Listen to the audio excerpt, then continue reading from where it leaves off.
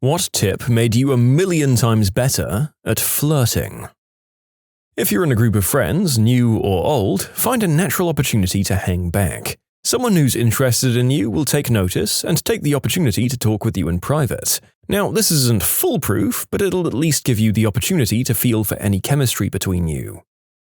Be wary of one-sided conversations. If your responses are being met with mostly yeps and and nothing without meat, it's probably not going well. People love to talk about themselves. You should ask open-ended questions that let them ramble. If you actively listen, Google it, there's videos that help, and occasionally relate back to earlier conversations. Is this the same girl you were telling me about with the big earrings, for example? Or that's the place where Jim fell off his chair, right?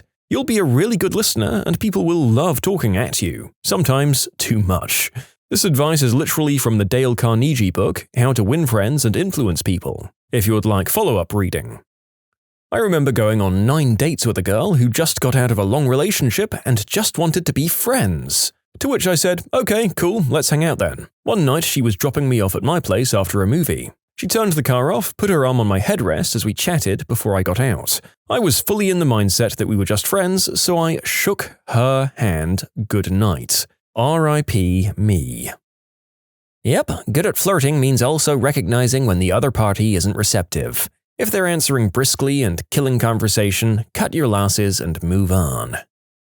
Look, everyone's giving good advice here, but flirting didn't click for me until I heard it described not as a set of behaviors to look out for, but as an escalation of suggestive behaviors couched in plausible deniability. Put practically, if someone's doing something to engage you that feels extra, like lots of touching, looking at you in a way that feels a bit too long, or doing a lot of poking fun and complimenting you, then that might be flirting or it might not be. That's the whole point. Plausible deniability. They can safely disengage at any time. If you want to know if someone's flirting, you need to test it. You do that by escalating things, but just a bit, so that now you have plausible deniability. Touch them back in a comfortable way, maintain eye contact, or joke compliment them back. If they escalate back and continue to do so as you escalate in turn, that is flirting. Eventually, one of you will break cover and do something with clear intent. A kiss, approaching, asking for a number, or straight up telling you what you think of them and that you're interested. Otherwise, if you escalate and they don't change their behavior or they back off,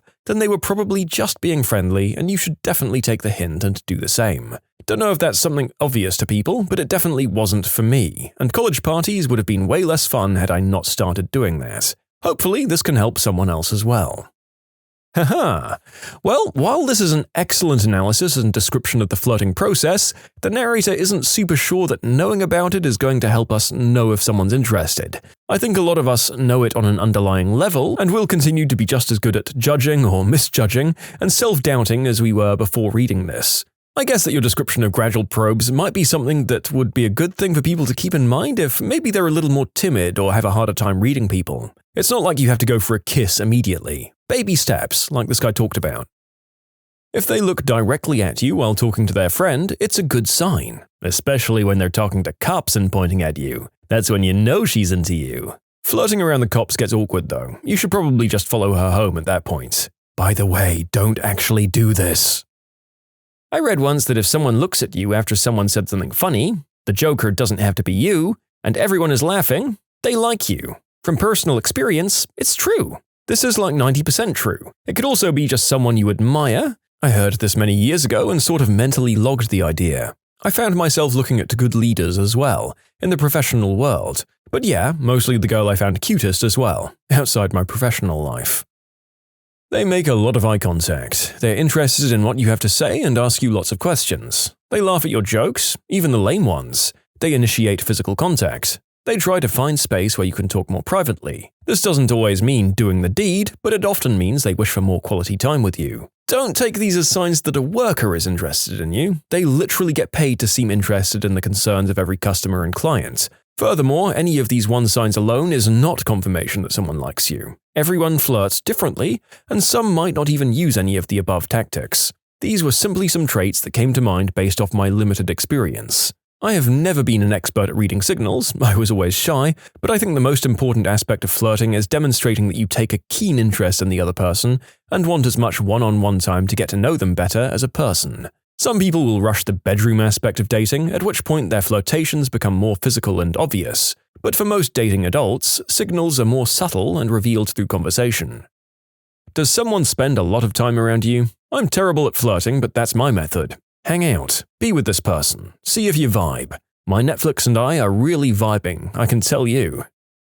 Generally, there's no one thing that gives it away. Everyone says to look for eye contact, look for posture, mimicry, stuff like that, and sure, there's some truth to that, but nobody should be expected to keep track of all those things, and not everyone exhibits any particular one.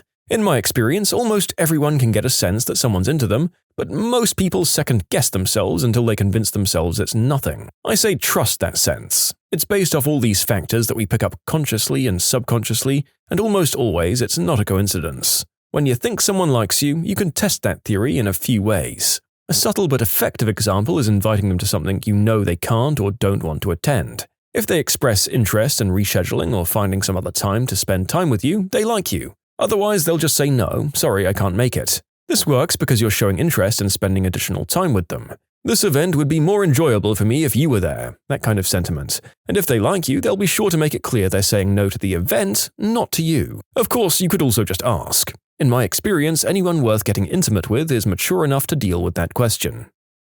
Here are a few examples of things that have helped me give away someone's feelings for me. When they tell their friends about me, remembering my schedule or other similar information, telling me about their previous interests with striking similarities, bragging about themselves in ways that would make a potential partner happy, like, I give great back massages or I cook a mean omelette, asking what my plans are at the end of a party or gathering instead of their friends, looking for or grasping onto shared interests.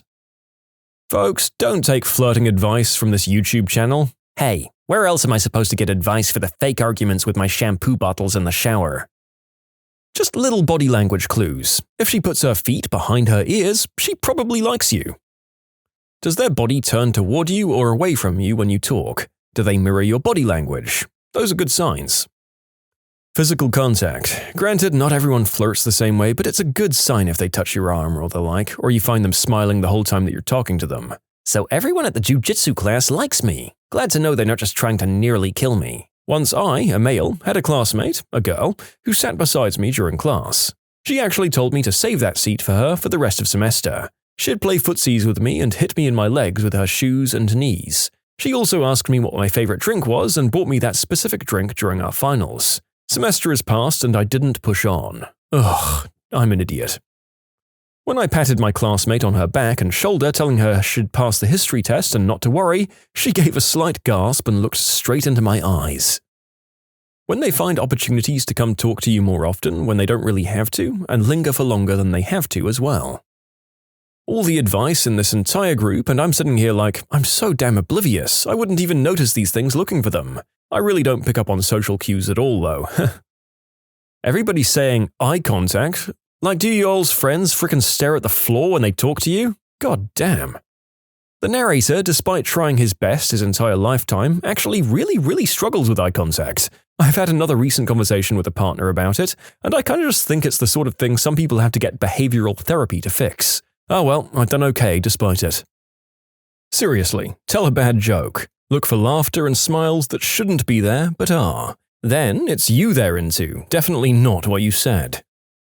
One time I got the courage to look at someone in the eyes and said, I need one of those hugs that turns into a fun romp in the bedroom. He laughed and said, me too, and then continued talking about what we were previously talking about. I thought about running face first into a wall. From those I've consulted, 40% think he's clueless for not picking up the hint, 40% think I'm clueless for not following up his reply with a hug, 20% think he's not into me. All of those are fair guesses. I was once hugging a guy and we did the whole slight pull away to look at each other thing, and then I kissed him. He did not kiss back and I was super embarrassed and we just talked for a bit and then I made my exit as quickly as I could. He called me later that night and was like, wait, did you kiss me because you like me? I didn't kiss back because I wasn't sure if you liked me. Some people just, I don't even know. When a person is making relatively sensual physical contact, please, and I mean please, get flustered, or at least mentally flustered. Don't ignore them because you've known them for a while, don't pass it off as a joke, look for some signals. You'll regret not doing so. I've never been oblivious, but gosh darn have I missed hints before. Instructions unclear, so if a girl touches my arm, I should start doing my taxes? According to Sherlock, licking lips, eyes cast down towards the other person's lips, quirky smile of the lips, dilated eyes, and if the person has long hair, tucking it behind their ear or other fidgety behavior. Please note I'm not Sherlock and I suck at flirting. When people go out of their way to do something for you or say they really like spending time with you. If you're at a bar and a woman makes eye contact for more than a second without looking away, shoot your shot. I actually feel sorry for women if more than a 1 second of eye contact will give people an in to bother you. As a guy, I enjoy looking at people, regardless of flirtatious intentions. You can submit your own stories to be featured here on the channel. The story submission link is in the description below. And if you want to listen to some vibey music in the background, check out easymode, also linked below, and subscribe.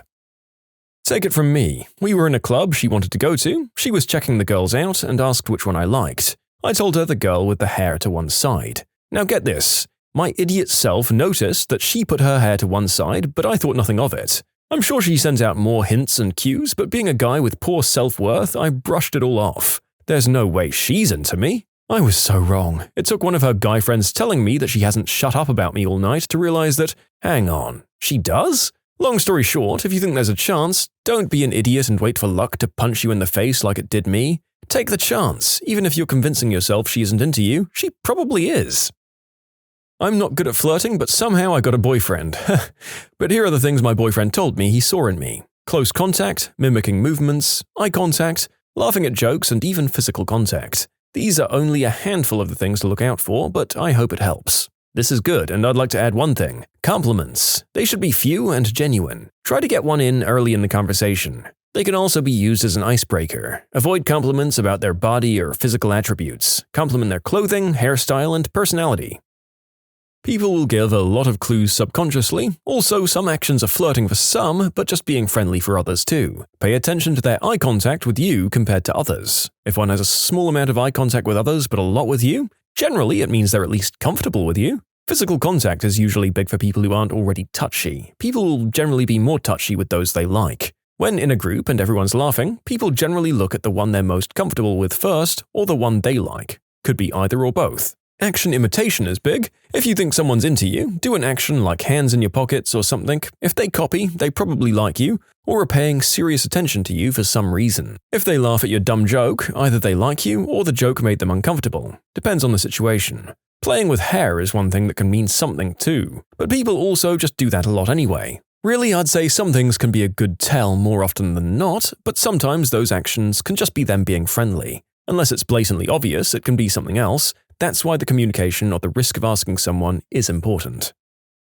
It really depends on who you're talking to. My advice is to be observant. Some would prefer banters. Usually, when coming up with something witty, they return back what you said but relating it in a playful or opposing manner. I hope you get what I mean. Or playfully challenging your views. When it comes to touch, subtle touch on the arm or shoulders or patting the head and smile. Trying ways to hang out with you are also a sign, but some are a little more low-key, like me. That'll probably prefer showing a playful side when it's just alone. So, it is also a sign if they change their aura from normal or serious to playful when it's just you alone. I hope these have helped.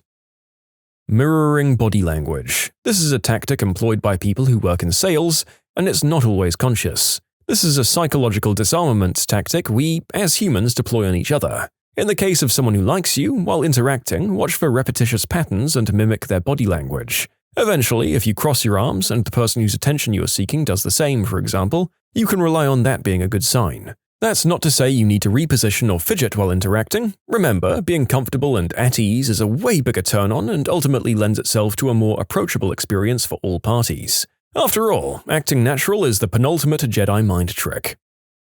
Everybody's social cues are different. Some may be more extreme than others. So don't take stuff from this thread as the actual truth. Some people are just really friendly. Yeah, as much as all the points being made in this video might represent interesting avenues to investigate or give you an urge to try new approaches, which is a good thing, I do have to stress this last commenter's point. There's no guaranteed way of any one approach working with everyone when it comes to flirting, and all of these should be read as suggestions rather than hard facts. When someone is usually composed in conversation, getting nervous and mixes up words when talking to you. For example, I met a girl and her friends, who became my friends too, the night before her birthday. I didn't speak much to her, but when we were departing, I wished her a happy birthday for tomorrow and she replied, "You too," and then got all flustered as she left the train. I watched her on the platform get teased by the friends. I tend to lean in a lot, or if you are the flirter, talk a little quieter so they lean into you. Kind of inconvenient with the COVID social distancing, but maybe not in the future. I've noticed that women will do little adjustments to you, like brushing off a little piece of lint off your lapel, or moving a stray hair off your face while talking to you. At least they did back in my rogue days. I read this too fast and thought you said lick your lapel. Huh. It's all in the eye contact, baby. The attention. If you feel like suddenly you're gelling with someone really well and you're spending a lot of time together, if they pay you compliments freely and go out of their way to be kind or helpful, then they're probably putting in the effort so that they can F you. Reading these comments, I can say with full confidence that I've never been flirted with. I think I'm going to cry, guys. Maybe one day. If you're interested in a man and you aren't sure if he likes you or not, strike up a conversation while standing and try to notice if his feet are pointing towards you or not by the time you go to part ways. I learned about this in my general psych class, and I can't remember the specifics behind why, or if this works for women. I don't think it does, and I can't remember why. This is a thing, but apparently if he's interested in you, a man will naturally point his body in your direction. Body movement, or the way you speak. It tells a lot about the person and whether they're nervous or confident, and they usually change the way they speak when they're flirting, like their voices. Obviously, it depends a lot on the person. From my experiences in places like bars or clubs, it's kinda obvious if they're flirting with you, but in more daily places, you have to look for hints like excess of compliments or if they look at you too much. I've scrolled through a lot of advice online and someone wrote something along the lines of, and I'm paraphrasing here, when girls like a guy, they have a tendency for their voice to raise pitch when they talk to that person. Some poor idiot replied something like, well, that explains why every girl I talk to sounds like Christian Bale playing Batman. Needless to say, the drink I was drinking was now plastered all over the wall in front of me. The key to flirting is to literally not flirt. Be relaxed and be yourself. With the right person, it'll just come naturally. What I've seen the most: 1. Trying to get close to you or orbit around you. They'll try and stand or sit near you, perhaps even hover a bit. 2. Using any reasonable opportunity to touch you, such as throwing an arm around your shoulder or touching the small of your back. Hugging a little too tightly or for not too long.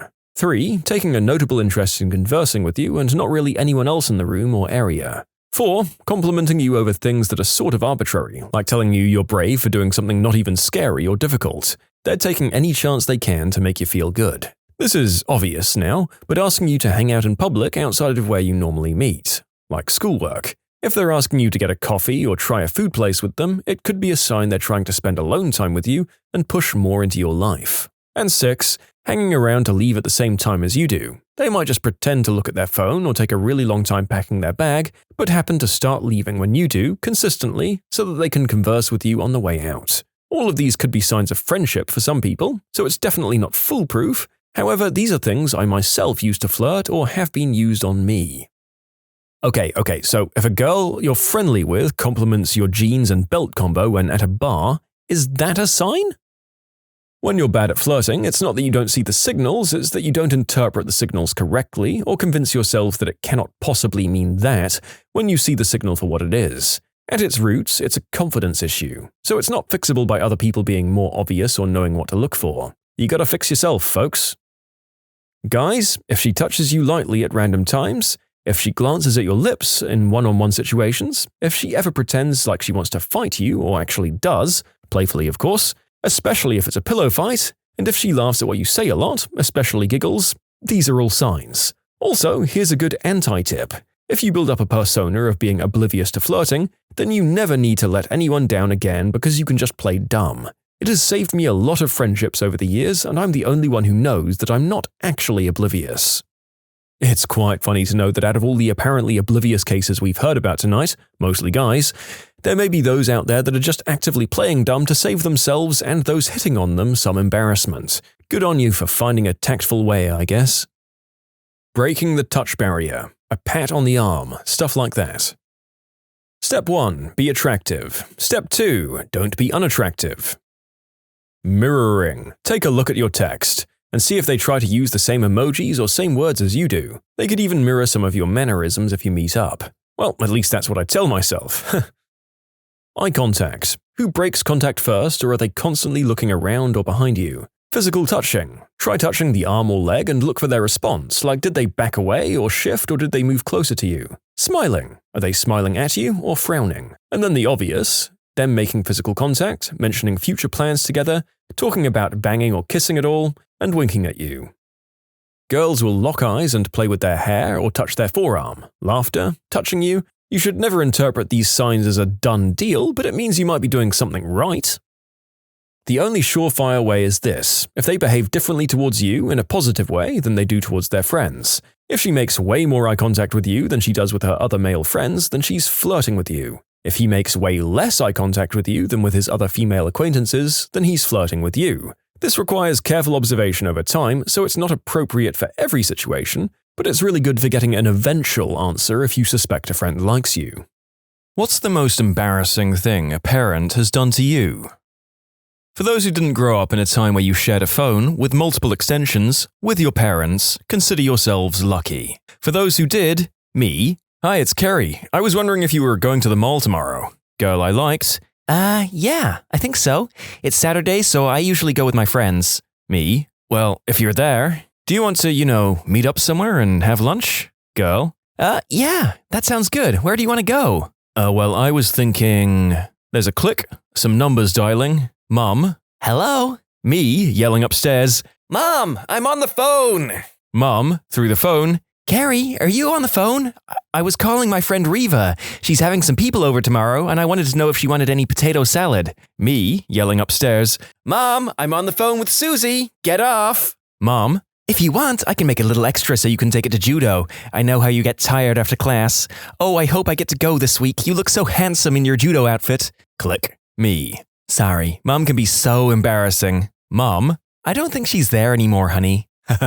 My dad was worse. I distinctly remember having a conversation with my best friends over the phone about a boy I liked, and my dad just chimed in with, "Oh, who's Jackson?" because he'd been listening on the other line the whole time. Had my first boyfriend in middle school and brought him home one time. At one point, my mum made him bring me my clean laundry. And by that, I mean a single pair of pink High School Musical underwear. I cried from embarrassment, but he was actually pretty cool about it and comforted me. Then, he cheated on me. My dad, influenced partly by Bad Boys 2, decided to mess with my boyfriend on my first date by acting like a real hard man. He filled a whiskey bottle with tea, then when he answered the door, he chugged the whole thing while staring my boyfriend down, then tried to break the bottle over his own head. The date was cancelled due to the hospital trip, and I became known as the girl with the bat crap insane father. "Don't concuss yourself this time" became the running joke once I was able to get a date again. That's incredible, and I want to know whether the father knew the risk involved or was just actually stupid enough to try and emulate something he'd seen on TV.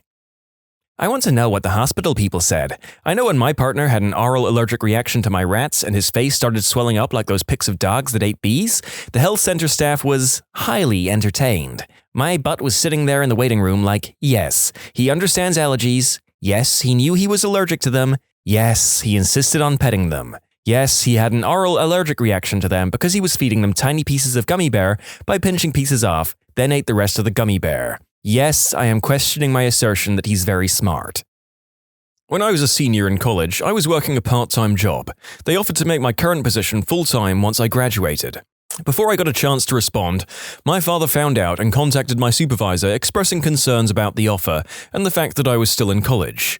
How my father found out still boggles my mind, but when my supervisor told me that my dad called him, that was probably the most embarrassing thing either of my parents have ever done. I spoke to my parents a few months after it happened, and the only thing they considered wrong with the situation was that my supervisor told me my dad had called. Another story for your entertainment, when I was in 7th grade and went to a youth conference with my church. All the students got a free t-shirt and people were signing each other's names on them. This one girl signed mine, dotted the I with a heart, and left her number. Well, I get home, my mum was doing my laundry and finds said number. Yep, you guessed it, my mother called the number and told the girl I needed to focus on my education and didn't have time for girls. After I submitted a job application to a manager when I was 16, my mother barged up and started going on and on about how I was really shy and not much of a people person. Yeah, that's what a manager wants to hear about an applicant for a customer service job. What the frick was she planning on doing? I don't see how anyone could think that was a good idea at all. When I was 8, yes, 8 years old, I was obsessed with the new Charlie's Angels movies with Cameron Diaz, Lucy Liu, and Drew Barrymore. There's a scene in the movie where Drew is dressed in a patriotic jumpsuit at the NASCAR racetrack, and I really wanted to have that outfit for my Halloween costume. My mum is a costumer, and God bless her, made my costume from scratch to resemble Drew's jumpsuit. Well, as you can imagine, an 8-year-old girl does not have the cleavage to fill that jumpsuit out, so my mother decided to add a massive fake chest to this costume. I was mortified, and for some reason she could not take them out. So for Halloween that year, I had my arms crossed all of trick-or-treating. I still look back at the pictures from that year with deep anxiety. She Googles my boss's number, called him in his office, and asked him to put me on the phone. In his office. I was in a meeting with a client. I didn't answer her call on my cell phone in the middle of a workday. She wanted to gripe about my stepfather and wanted to talk now. No emergency or anything, she just wanted to talk and gave zero craps about the consequences of her actions, as per fricking usual. And that's the day my boss and pretty much the entire company lost respect for me, when the mum of their co-worker called him on his boss's office to talk about personal crap. A few months later, I resigned. There was nowhere to go in that place anymore. My mom did this to me when I was 18. She turned up at my job on my day off and talked to my boss about all her personal problems while being really clingy and trying to win his approval and start dating. I was on probation and the manager had no time for that crap, so I got a call to not come back. I had no idea that it had happened at the time, and it wasn't until a few weeks into looking for work that she decided to tell me about it. She had always done embarrassing crap like that my whole life, but that's when I realized she would mess up my chances at my livelihood and a decent career. So I never let her find out where I worked ever again. Not the name or anything that could be used to track it down. I wouldn't even tell my relatives specifics if I thought they might let it slip to her. I also didn't live with her, so she couldn't read my mail or pay stubs either. Is anyone else getting baffled at apparently how common it is for mums to completely ruin their children's ability to obtain and keep jobs? I can't believe that any of these people lacked the social intelligence to work out that it could only go negatively.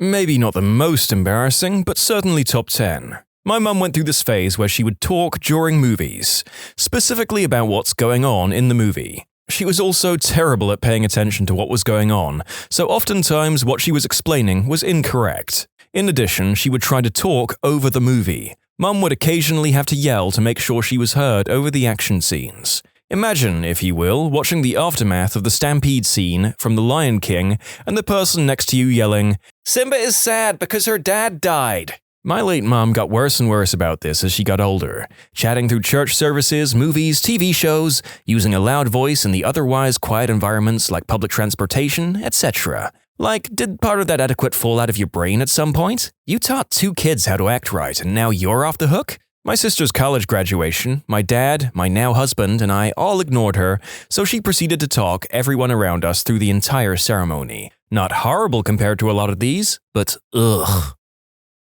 Unfortunately, this isn't a fun story. When I was 16, I had a big birthday party at our house. It was wonderful. I got to invite close to 30 friends, including new people from school. My dad made sure to have my favorite chocolate mousse cake as dessert. It turned into just a bunch of teenagers having a great time and talking. Then my mum was suddenly drunk. We never even noticed her drinking. She began microwaving slices of cheese on a paper plate and eating it with her fingers. Most of the kids didn't notice except for my BFF who had some prior knowledge of her addiction. Kids began leaving, but not before my mum then began asking one of my friends who was 15 about her intimate life and whether she was doing one of the other boys at the party. I thought I would die while standing and watching it happen. I had a male friend come over after school and my best friend/neighbor was going to join soon after. They were dating at the time. Anyway, we get off the bus, started walking down the alleyway, and noticed my mum pulling out of the driveway. So we walked up to the car, and I asked where she's going. "Mum, we're heading to the grocery store. Do you need anything?" Me? No, I think I'm good, Mum." "Okay, well, I noticed the cucumber in your room was looking a bit soft, so I'll grab you another one." My friend looked like he was actually about to pee himself. Was there an actual cucumber, or was she just messing with you? Oh, she was definitely just fricking with me, but she did come home with a cucumber. I'm 21, and my mum still tries to order my steak for me. I ask for medium rare, and she says, "No, he'll have medium." And I say, "No, medium rare." And she goes, "Okay, whatever, that's fine."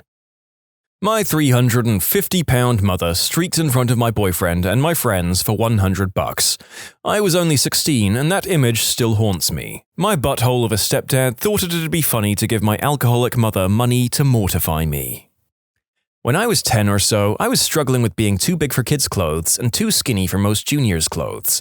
I was trying on this dress with a mesh area around the neck in the department store dressing room, and it was so big on me that my bosom literally showed through the mesh part that was supposed to be around my collarbones. Kids that age are moody, so I just lost it in frustration and started crying. My mom was like, "Oh, just let me see." But I didn't want her to see because that meant showing the whole fitting area, my whole chest. Finally, I showed her, and when she saw how upset I was, instead of comforting me, she decided to mimic me, fake crying in my voice and saying, "Oh my god, everyone can see my chest," and flashed everyone in the dressing room. Jeepers creepers, I came here for dad jokes and funny cringe moments, not actual childhood traumas. This kind of stuff will mess you up for a long time. Well, since we're committed now, here's another one. Sorry, this is a long one, but this will always stick with me until the day I die. So I really liked this one girl in high school, and I was always hoping we would talk someday, but I was a shy and quiet person. So one day we were all waiting around in the hall, and she started going off about her ex-boyfriend and stuff, and I was just there listening and watching. She looks at me and randomly says, "Hey, will you be my boyfriend?" My butt clenched so tight, but I was able to smoothly say, "Sure, why not?" And she just laughed and said okay. So later in the day, I somehow gained the courage to ask her for her number since I'm her new BF, and she smiled and said she wasn't being serious, but would actually like to talk to me. She says she's been wanting to, but I just never asked. Holy crap, my mind was going absolutely insane around this time, so I took her number and walked away without saying anything, because I'm me and will say some stupid crap to screw this up. Fast forward to that night, I'm at home and was going to grab the telephone to give her a call, and my mum asked what I'm doing. I let her know I was calling a friend to talk for a few minutes, but she just said no. Didn't give me a reason, just said no and took the phone back. Now, my mum was going through bad menopause at the time, so she was really mean, unstable, and emotional person for most of my teenage years. Anyway, I asked her about it and she said, I'm not allowed to talk on the phone, but I wasn't in trouble, just wasn't allowed on it. So I did what any teenager does and waited until she fell asleep to go get the phone. So I give her a call and she says she's happy to hear from me and that we can finally talk without our friends bothering us. We talk about the teachers, friends, our schedules, and her general life, etc. I'm really just agreeing and laughing at this point because I'm in utter shock that I'm actually speaking with her. Well, I'm guessing my voice or laughter carried over to my mum's room, and she bursts through the door so hard that I jump and drop the phone. Loud as any person can be, "Why the frick are you on the phone? I told your stupid butt you can't use the phone! Why are you on the fricking phone?" I was not expecting that outburst at all, so I just said I was talking to a friend and asking them for help with homework. She says, "I don't give a crap. I told you not to be on the phone, and now you're talking with your friends? Who the frick are you talking to so gosh damn late?" For some dumb reason, I gave her the girl's name and not like another male friend's. She was pretty much turning red at this point. "You don't listen to me and now you're on the phone with some B-word? I don't want no B-word calling our house. Hang up right now and tell that B-word don't ever call here again." She slams the door shut, and I look down to see that the phone is still connected. My heart dropped. She had heard the whole fricking thing. So I pick up the phone and sheepishly say, "Hello?" She only said, "Wow, that was, okay, see you later," and hung up. The next morning she avoided me like the plague. She never talked to me again after that, and we never spoke on the phone again. A part of my soul died that night, and I don't think it will ever be fully restored. Mine bought me a diary encouraging me to write in it. Later stole said diary, broke the lock off, forged a bunch of made-up crushes in there, and then read it aloud at the dinner table to humiliate me. My mother was not very kind. My parents, Southeast Asian, told one of my best friends, who's a girl and Caucasian, behind my back that if she was the same ethnicity as them, they would ask me to marry her. I'm sure they thought this would be very flattering. I found out later, and to this day, over a decade later, it still makes me cringe big time. A lot of people here are asking me if my parents are racist. They're not. This is a cultural thing. I've been married to my Caucasian wife for many years, and they love her. It was my 16th birthday, and my family went to a fancy Italian restaurant. The staff came over to sing happy birthday to me, and my dad started singing along loudly in a bad Italian opera kind of accent. We're not Italian. The staff was so stunned, and they just stopped singing. The other customers around us laughed and applauded, and the staff just walked away. I was mortified.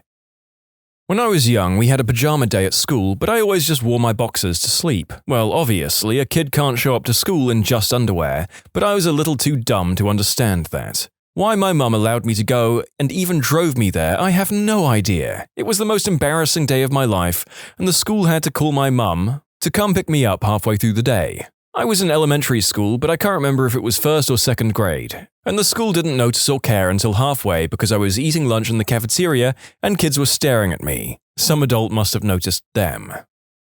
I wore C-cup bras when I was 11 years old. My mum loved to loudly talk about them to anyone who would listen. Yeah, she's only 11. You wouldn't think it from the way she's filled out up top.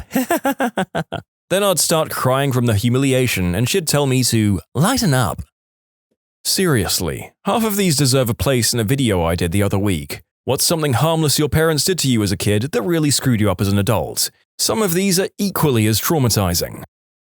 Telling everybody at Thanksgiving dinner at her boyfriend's house about my tween bout with anorexia. I didn't want to be there in the first place, and she just kept going on and on about how I had carrots for dinner for a year until I had to shout at her to stop. To her credit, she was immediately embarrassed when she realized what she was doing, and she apologized profusely. I was 13 and waiting for a ride with my sister and parents at Dollywood. Across the way, two very pretty girls about my age were smiling at me. I smiled back and acted all cool because I was a skater boy with skater hair, and my Vision streetwear and some shirt with a skull on it or something.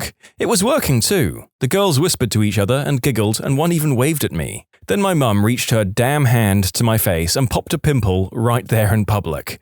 The girls were aghast, I was humiliated, and I have never forgiven her. Oh, I have a Dollywood story too. We were with a church group and my parents were along with us because they wanted to extend our family vacation in the area. My dad was walking around with us and I'd wanted to ride a ride. I couldn't find him after the ride, so I headed up to the front of the organized meeting place like we'd been told. My parents and most of the church group were there. My mom starts yelling at me for running off and spanks me in front of everyone. I was 13.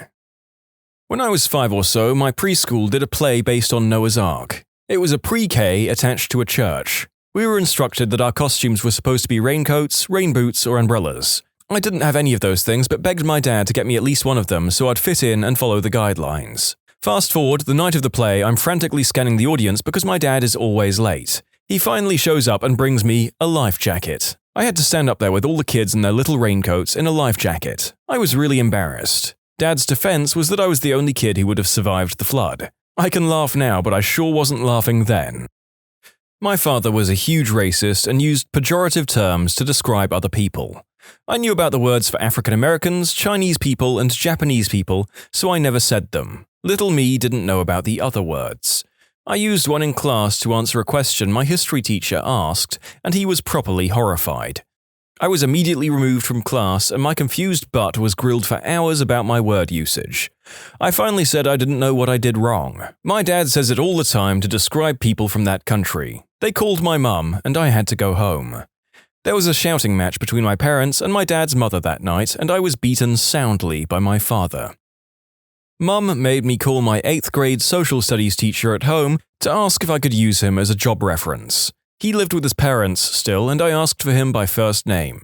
He waited for me at my locker the next day to tell me to never phone his house again, parents' house, and never call him by his first name again. Didn't get the job either. Mum denies this ever happened and claims she would never demand I do something so strange. Don't you hate it when your parents become revisionist historians?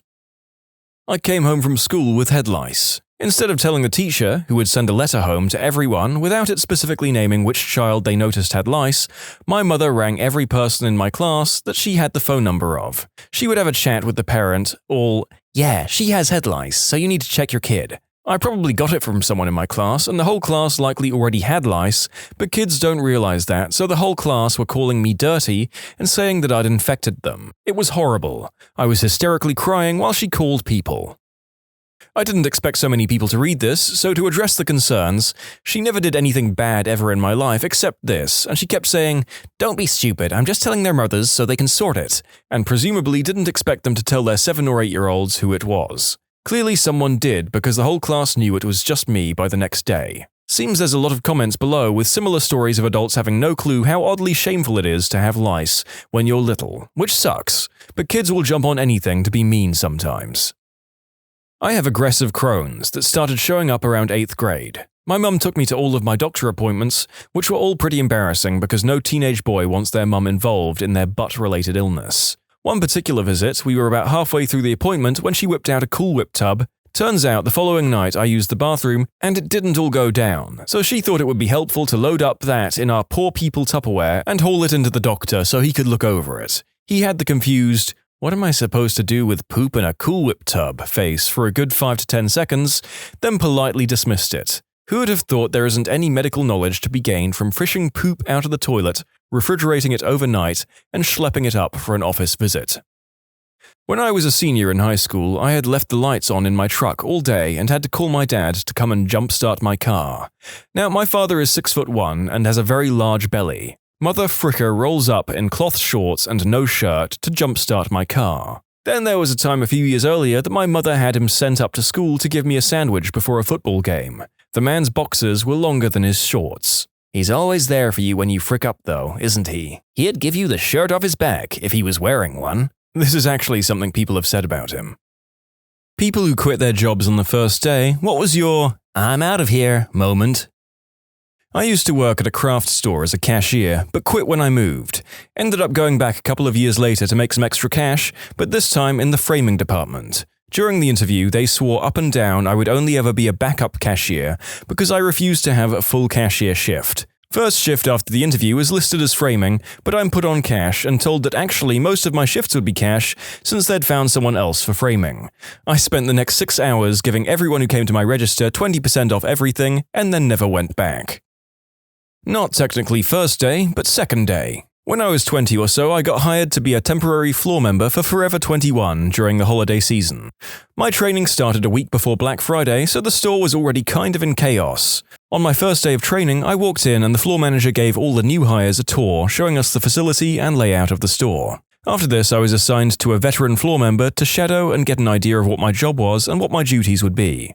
As soon as I was assigned, the manager dipped, never to be seen again. An hour and a half into my shift, my shadowee got an emergency family call and had to take off for a week. When this happened, I found some other floor manager and explained the situation and asked them who else I would shadow. The manager's response was, "Just do what you can by yourself, you'll be fine, everyone else is busy." Figured we'll be okay, so I'll try. I don't know if any of you have shopped in the women's section of Forever 21, but during seasonal sales they'll have multiple articles of clothing that all look exactly the same, with slight differences. Example, a white cardigan with 4 buttons that looked literally the same as a white cardigan with 5 buttons. The best part was these different items were often placed in completely separate parts of the store, and it was the job of the dressing room to return the unpurchased items to the correct section so the employees could put them back on the shelves.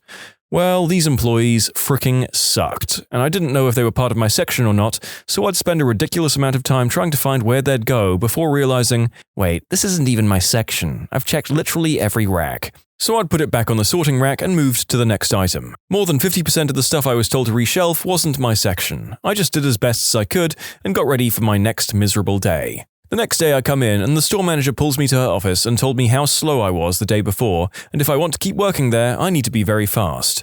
I explained my lack of training and unfamiliarity with the store, and she told me if I didn't know where the clothes were in sections, I should come in on my free time and memorize where stuff was at. I spent the rest of my shift putting clothes in random freaking places, then never came in for a third shift. Frick that place and frick their management.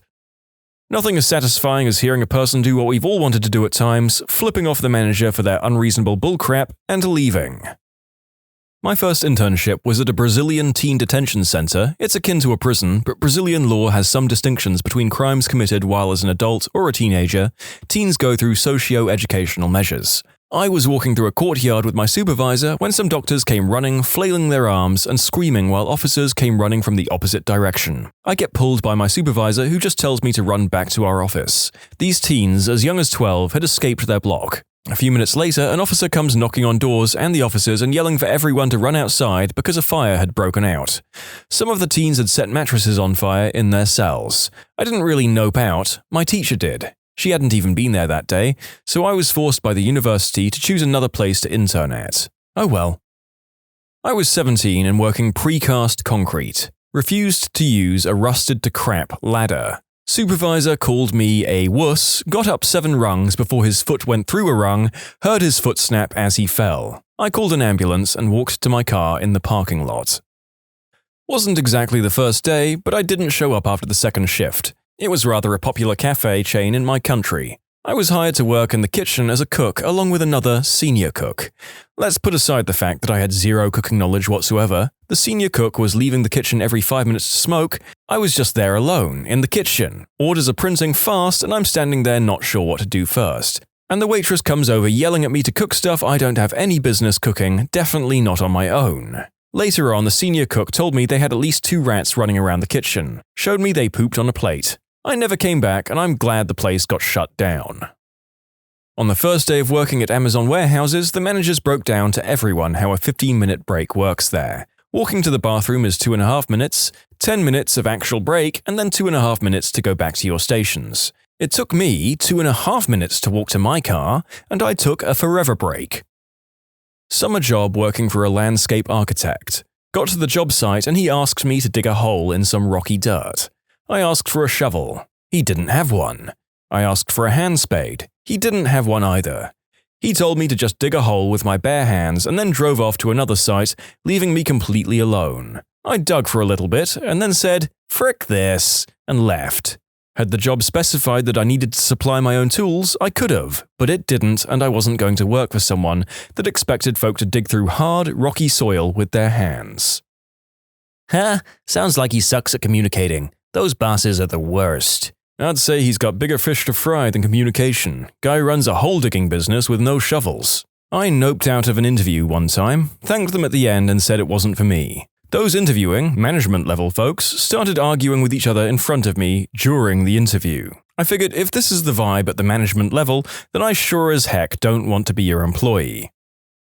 Answered an ad in the paper, this was in the mid-90s, for what seemed to be an office job making sales calls when I was in college. Did a phone interview and was called back for an in-person interview. When I go to the interview, I'm led into a room with about 50 other people and a small stage at the front of the room.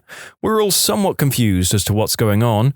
Finally, a guy gets on the stage and informs us that we've been selected for the opportunity to sell Cutco. Me and 2/3 of the rest stood up and walked out. Anytime I see more than a dozen people for a job interview, I just nope the frick right out. If it's not door-to-door sales paid only on commission, it's some multi-level marketing crap. I wish some job interviews would be more forthcoming about that. Some places have outright lied to me.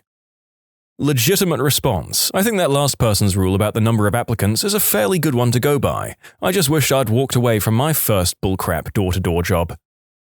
I was a cashier at Lowe's during college for less than a full day. I made it through the multiple-day training, but there was so much stupid crap going on, I almost thought I was on a hidden camera show. All the employees complained about how hard they had to work while simultaneously not getting enough hours. Nobody understood why they were hiring like 4 new people. I was one of those 4. Turns out it's because they were progressing through an indecent conduct complaint that required restructuring of the store and firing some of the employees. This was known to HR and explained to new hires, against company policy, but it wasn't known to the employees. Apparently some of whom still worked there, including the fricking person doing the training. She was really inappropriate and said not to worry about the indecent conduct stuff and that everything would go back to normal soon enough and that we wouldn't have to be so uptight. They fired her the day before I started, along with one of the cashiers who trained me. She also offered me terrible guidance for the application process. They were looking for a part-time help, and 2 of the 3 days they needed help on, I had off from school. I told them I couldn't work nights most nights, but if they needed daytime help, it had to be on one of those days. She said if I was too restrictive, they wouldn't keep me on, and lied to my boss about my availability to make me even more attractive than I already was. Wink! And told me to schmooze them a bit and I'd make it further. She said in the end it wouldn't impact anything and I'd get those days. My first week's schedule, I was working mornings every day that I was in school and I wasn't given any hours on my days off. Aside from the fact that I was given 2 times the hours the position called for, when other employees were shorted, my work schedule was literally impossible to consolidate with my school schedule. I only went to work on my first day to tell them that I was quitting and that their application process was a fricking mess. They couldn't figure out how so much went wrong, and then they asked who trained me and everything made sense. They thanked me for at least showing up to quit, unlike the other 3 they hired, who had just stopped returning their calls and no-showed on their first days. A long time ago, not long after getting my papers as a chef, I had an interview at a hotel for a position in the kitchen. The executive chef and I chatted in his office for about 20 minutes. At the time, I remember him coming off as very arrogant, which is quite common in this field. I didn't think much of it at the time, as the pay was decent and the shift was what I wanted. As I was leaving his office, I turned to leave through the dining room, the way I'd come, which was closed at the time. It was another hour or so before service started, and he says to me, "No, not that way. Go through the kitchen. You're not good enough to go through the dining room." I was so surprised by what he said. I just did what he asked without a word. Later on, after I'd got home, I phoned him up and said that after having a close look, I decided that his menu wasn't good enough and that I wouldn't be accepting his offer. Restaurant. Swept under my station when we were closing. Giant brown pile came out with the broom from under the lowboy fridge. The pile then began to scatter. It was hundreds of roaches. Never returned. My first ever job. I was 13 and would be delivering phone books from the back of a van through people's letterboxes. So I'd be in the back of the van with the phone books, and there was an older guy slowly driving while I went back and forth to the van/houses with the books. At one point, the van was getting empty, so there was more space to move around, and we'd finished the delivery in the streets that we were paid to deliver in, and he drove to another. While driving there, he drove, let's say, aggressively, and I fell inside the back where the books were. I wasn't sitting in a seat as the van had no seats in the back. As I put my hand out to steady myself, I accidentally laid it across a portable radio that had its antenna extended, but the antenna was also broken halfway and razor sharp. I sliced the palm of my hand clean open 3 to 4 inches. I can only describe what I saw as gruesome. I said to pull the van over and I needed help. He saw my hand and just threw me a plastic bag, the kind you'd get at a supermarket, and told me to wrap my hand in it. Then continued with the deliveries. At least he delivered the remaining books by himself. I should have been taken to a hospital or at least home to my parents, and I quit after that and never showed up again. As you can imagine, my parents were quite angry at him. Well, as awful as my first after-school delivery job was, it wasn't that bad, and you have my sympathy. At least when I got injured, they would just schedule a later delivery for me. I got hired at a very small knockoff dollar store in an old, failing mall. The owner was foreign with a very thick accent. He told me I'd get $6 an hour, but neglected to mention it was under the table. I spent about an hour stocking the very overly cluttered shelves before I was told to get more chips out of the back storage area. I walk back there and there's about a dozen men sitting on boxes all crammed into a small back room. I asked where the chips were and these guys all glared at me. They started speaking in another language and rapidly motioned towards me. Then one guy got up and asked what I needed. I told him I was supposed to get a box of chips and he got a box out of the pile and handed it to me. The entire time these guys are all staring at me. Everything back there looked shady as all hell and it was very uncomfortable. A while later I had to use the restroom, which was also in the back. These guys all just wordlessly glared at me while I went into the woman's restroom. While I was in the restroom, someone tried to open the door. I was the only woman there. The owner told me he wanted me to come back that night late in the evening well after the mall closed. I didn't show up. I came in the next morning and lied about why I couldn't work there. He still gave me the few bucks from what little time I did work. I don't know what in the heck that guy had going on there, and I didn't want to find out.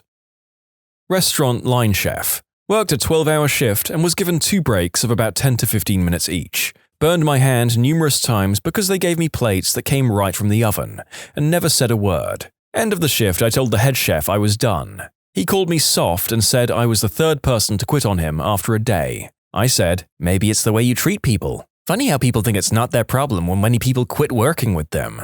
Restaurant owners never seem to get this. I was a hostess at a restaurant like this for about a year. We could never hold on to the kitchen staff because they were worked to the bone and barely paid. It affected the whole restaurant. Dishwashers were either swamped or had nothing to do because the tickets were too backed up. Busboys were the same. The servers got crap tips because the food was so slow and the managers were constantly comping food and getting chewed out about long waiting times. And even the hosts had long waits and sections full of empty tables we couldn't sit because we were trying to let the kitchen catch up.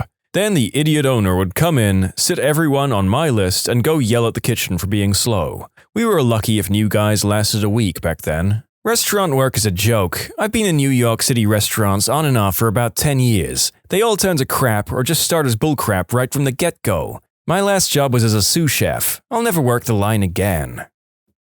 2 times. Once I applied for and got a telemarketing job. I didn't know what it entailed. After an hour, I knew it was a terrible fit. Auto-dialing people during their dinners, trying to sell them stuff they didn't want, and reading a horrible script while sitting in a soulless grey cubicle. I got up, went to the manager, apologized, and said it wasn't a good fit for me. He seemed understanding. Another time, I attended a Make Easy Money at This Job seminar, and turns out it was selling knives door to door. I don't know if I technically quit or just noped out at the end of it. I answered an ad for a babysitting job. I was already working on a casual basis, but it was sporadic, so I thought some after-hours babysitting would be welcome extra cash. The couple were both in the military and proceeded to tell me that I would be staying in the spare room and looking after their 6-month-old child around the clock, as well as doing the housework. I would have 1 day off every 2 weeks. They said it's cash in hand, so I could sign on to the dole, unemployment benefit, to make up the rest of the money. I left on the spot. They wanted a live-in housemaid and a nanny, not a babysitter, and they were not able to pay for one. Why they thought it was basically up to me to illegally collect the dole and subsidize them, I don't know. Applied for a job at my longtime favorite restaurant, celebrated my birthday there every year. Owner asks me to come in for basically a tryout, as I communicated I was looking at other job possibilities as well. I come in and they just stick me on dishwasher for an hour. No biggie. Then the dishwasher doesn't show up, so the kitchen manager asks me to stay on their lunch rush. Says I'll get paid for the hours. I do. Kitchen staff was nice, so I was happy to help out, even though I figured I'd be taking a different job. I fill out a time card at the end of the shift and tell the manager I probably wouldn't be back. He understands and thanks me for the help. Fast forward a couple of weeks and he tells me to email the owner after I ask him if I should pick up my measly paycheck. I do, and she basically tells me to frick off over text. Tells me it was staging, and that she had told me I wouldn't be paid. I respond that I understand, but that I stayed for an extra 3 hours which I was told I'd be paid for. She stops responding, and I decide I want to be petty over the $40, so I get the state labor department involved. Dude goes in there and makes her pay me for the hours, including the first staging hour. Couple weeks later I got my $40, never went back to that restaurant. In hindsight, I'm very glad I did this, and sharing the story with others in my city, I learned this practice was very common with local restaurants. Hopefully others learn to stand up for their labor too from my small experience. Secondly, this restaurant closed down a couple of weeks after I got that paycheck. The owner made a long-winded complaint on the Facebook page about how the food culture had changed in the city and her restaurant didn't fit in anymore. Total bullcrap, they were always popular. Most people theorize the terrible mismanagement and employee abuse caught up to her. It's interesting. This story is from about 5 years ago, and I stopped my long restaurant career about 7 years ago. I wonder if there's been any significant transformation in restaurant culture, or if it's still the same exploitative crap, different date. Maybe you modern waiters and chefs can let me know in the comments. More hospo stories to follow.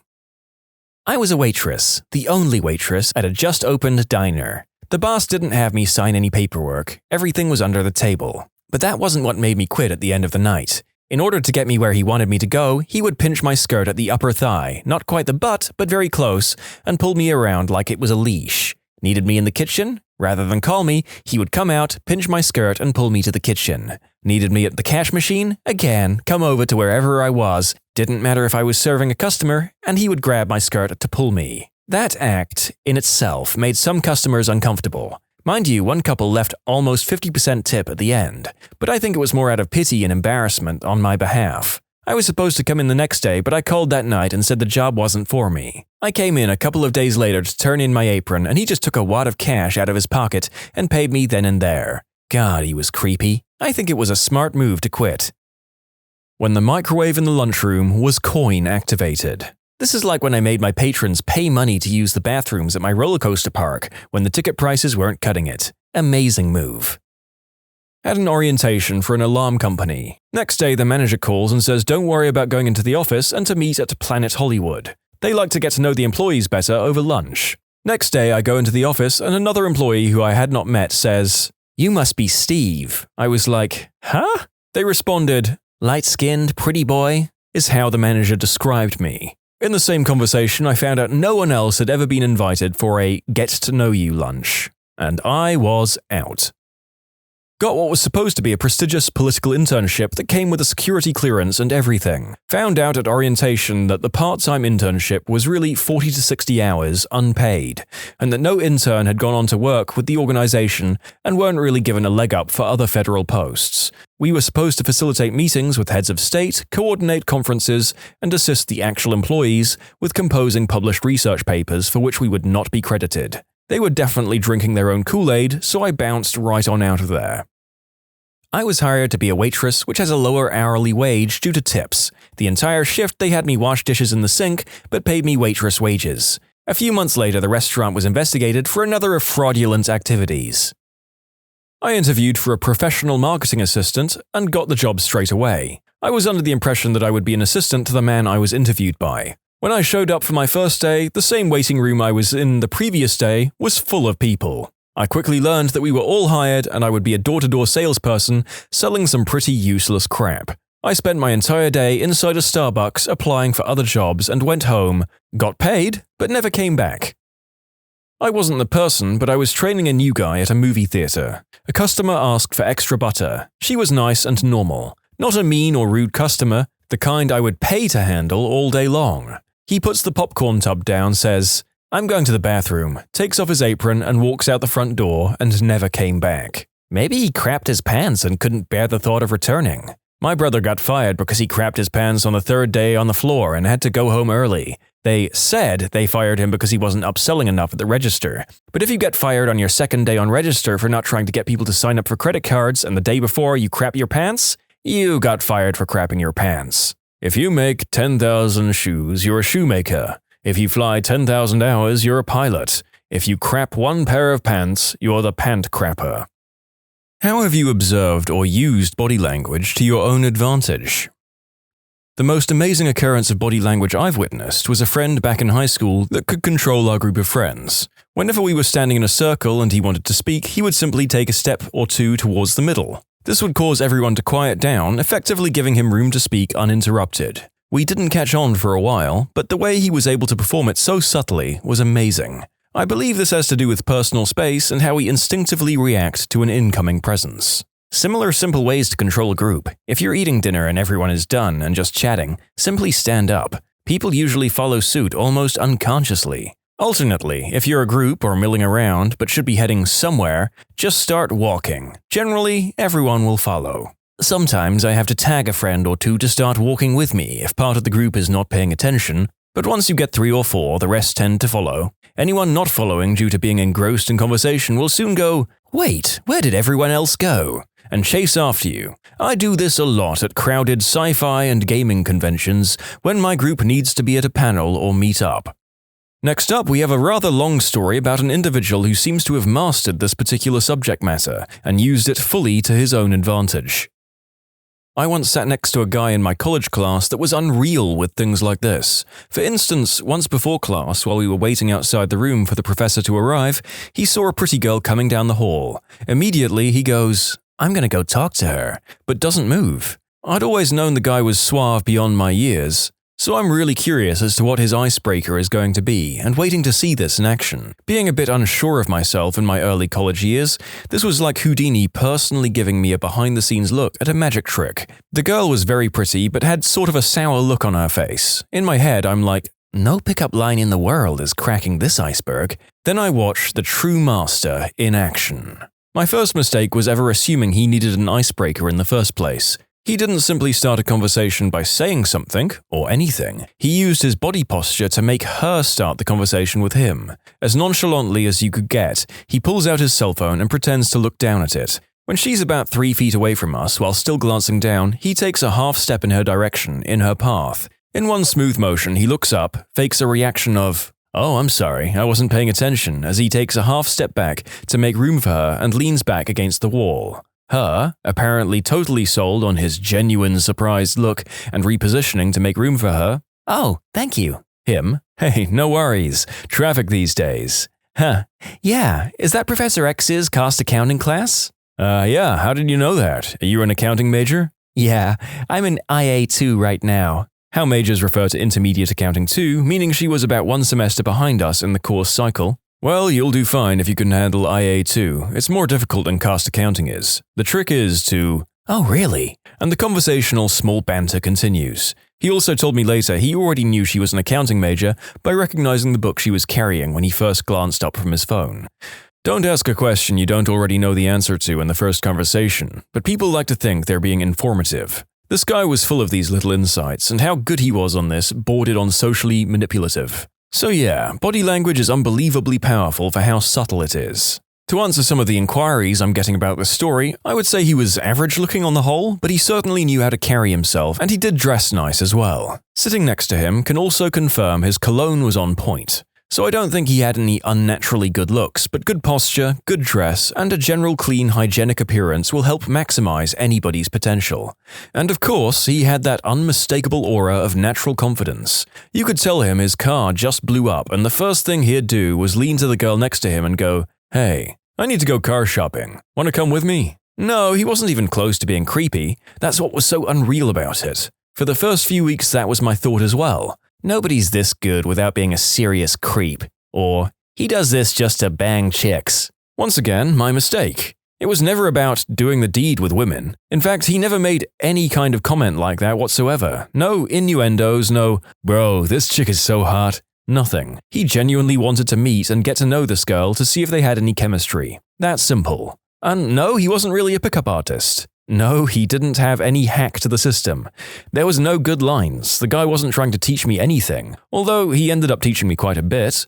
This guy just was. I don't think he could teach it even if he really wanted to.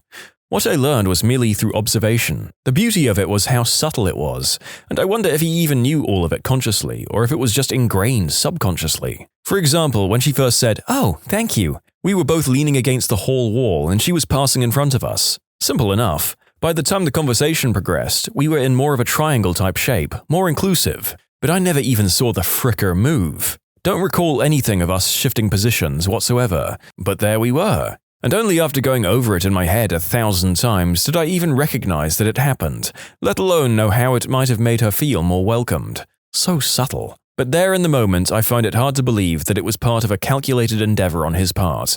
And I know it wasn't on mine. Like I said, he just was. If I learned one thing from this guy, it would be this. There's a saying in the running world that if you want to be fast, don't try and run fast, try and run easy. And then, when you can run easy, try and run light on your feet. Don't worry, if you can run easy and light on your feet, you will be fast. Same concept applies. If you want to be good at meeting women, don't try and be good at meeting women, put some effort into yourself. Dress well, shower, exercise, these things matter. Learn to get to know all kinds of people of both genders because you want to get to know them. And do it till it's easy for you. Don't worry, if you can put some effort into yourself and getting to know people is easy, you will meet women. And there we have it, folks, the man who just apparently lives and breathes this stuff. I'm still not entirely sure he was all that, and maybe the writer of the story is just a little bit infatuated with him themselves, but there we go. To me, the absolutely most important thing I've learned about body language is that it had to be taken into context. What else they're doing, what they're talking about, who they're talking to, where they are, etc. When starting to observe, it's easy to take one gesture or posture or expression and go, "Hey, look, crossed arms. That equals defensiveness." Or whatever, but that's only one part of an equation. If body language is an actual language, then crossed arms is just one word. You can't figure out what someone is saying by just looking at one word. You've got to look at the whole sentence. I often catch myself mirroring the actions of people I'm interested in, so I guess that's something. Agreed, it's a circular paradox. I can never work out if I'm mirroring them or they're mirroring me. Either way, it definitely indicates interest.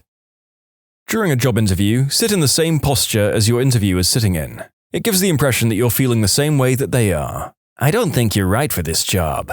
"My thoughts exactly, sir." Both get up and leave. In a quiet room full of people, for example, a classroom, scream as loud as you can in your mind. Anyone that winces is a mind reader. You should watch out for them. "Wow, I'm surprised I'd come this far in the thread to get to the important stuff. I just did it, and someone wouldn't stop staring at me for 5 minutes. Confirmed." Not exactly body language in the traditional sense, but I've sold 6 or 7 houses in my time, and I've always known which viewer would put on an offer by the fact that they 1. Used the bathroom, and 2. Altered something. It's held true every time. I stage my houses very carefully, and I know when anything has been moved, or used, or changed, and would tell my husband to expect a call from the agent that evening. My guess is that the folks are subconsciously taking possession or marking territory. Ah yes, christening the toilet is vital when moving into a new home. Failing that, peeing your initials into the master bedroom carpet is an acceptable substitute. When it comes to non-verbal communication, you don't just like for one particular behavior, you're looking for clusters, and even then, nothing is ever 100% true. Also, you have to take into consideration different cultures have different mores. What's considered acceptable in one culture might not be in another. In a group conversation, people will tend to look at the person they're most comfortable with the most. Self-touching is often a sign a person is nervous or anxious. Lip-biting is often a sign of arousal. Pupil dilation is a sign that a person is excited, and possibly on substances. I think that changes in body language are more significant than anything else. For example, and I've had this pointed out to me, I normally stand with a pretty straight posture, ex-figure skater here.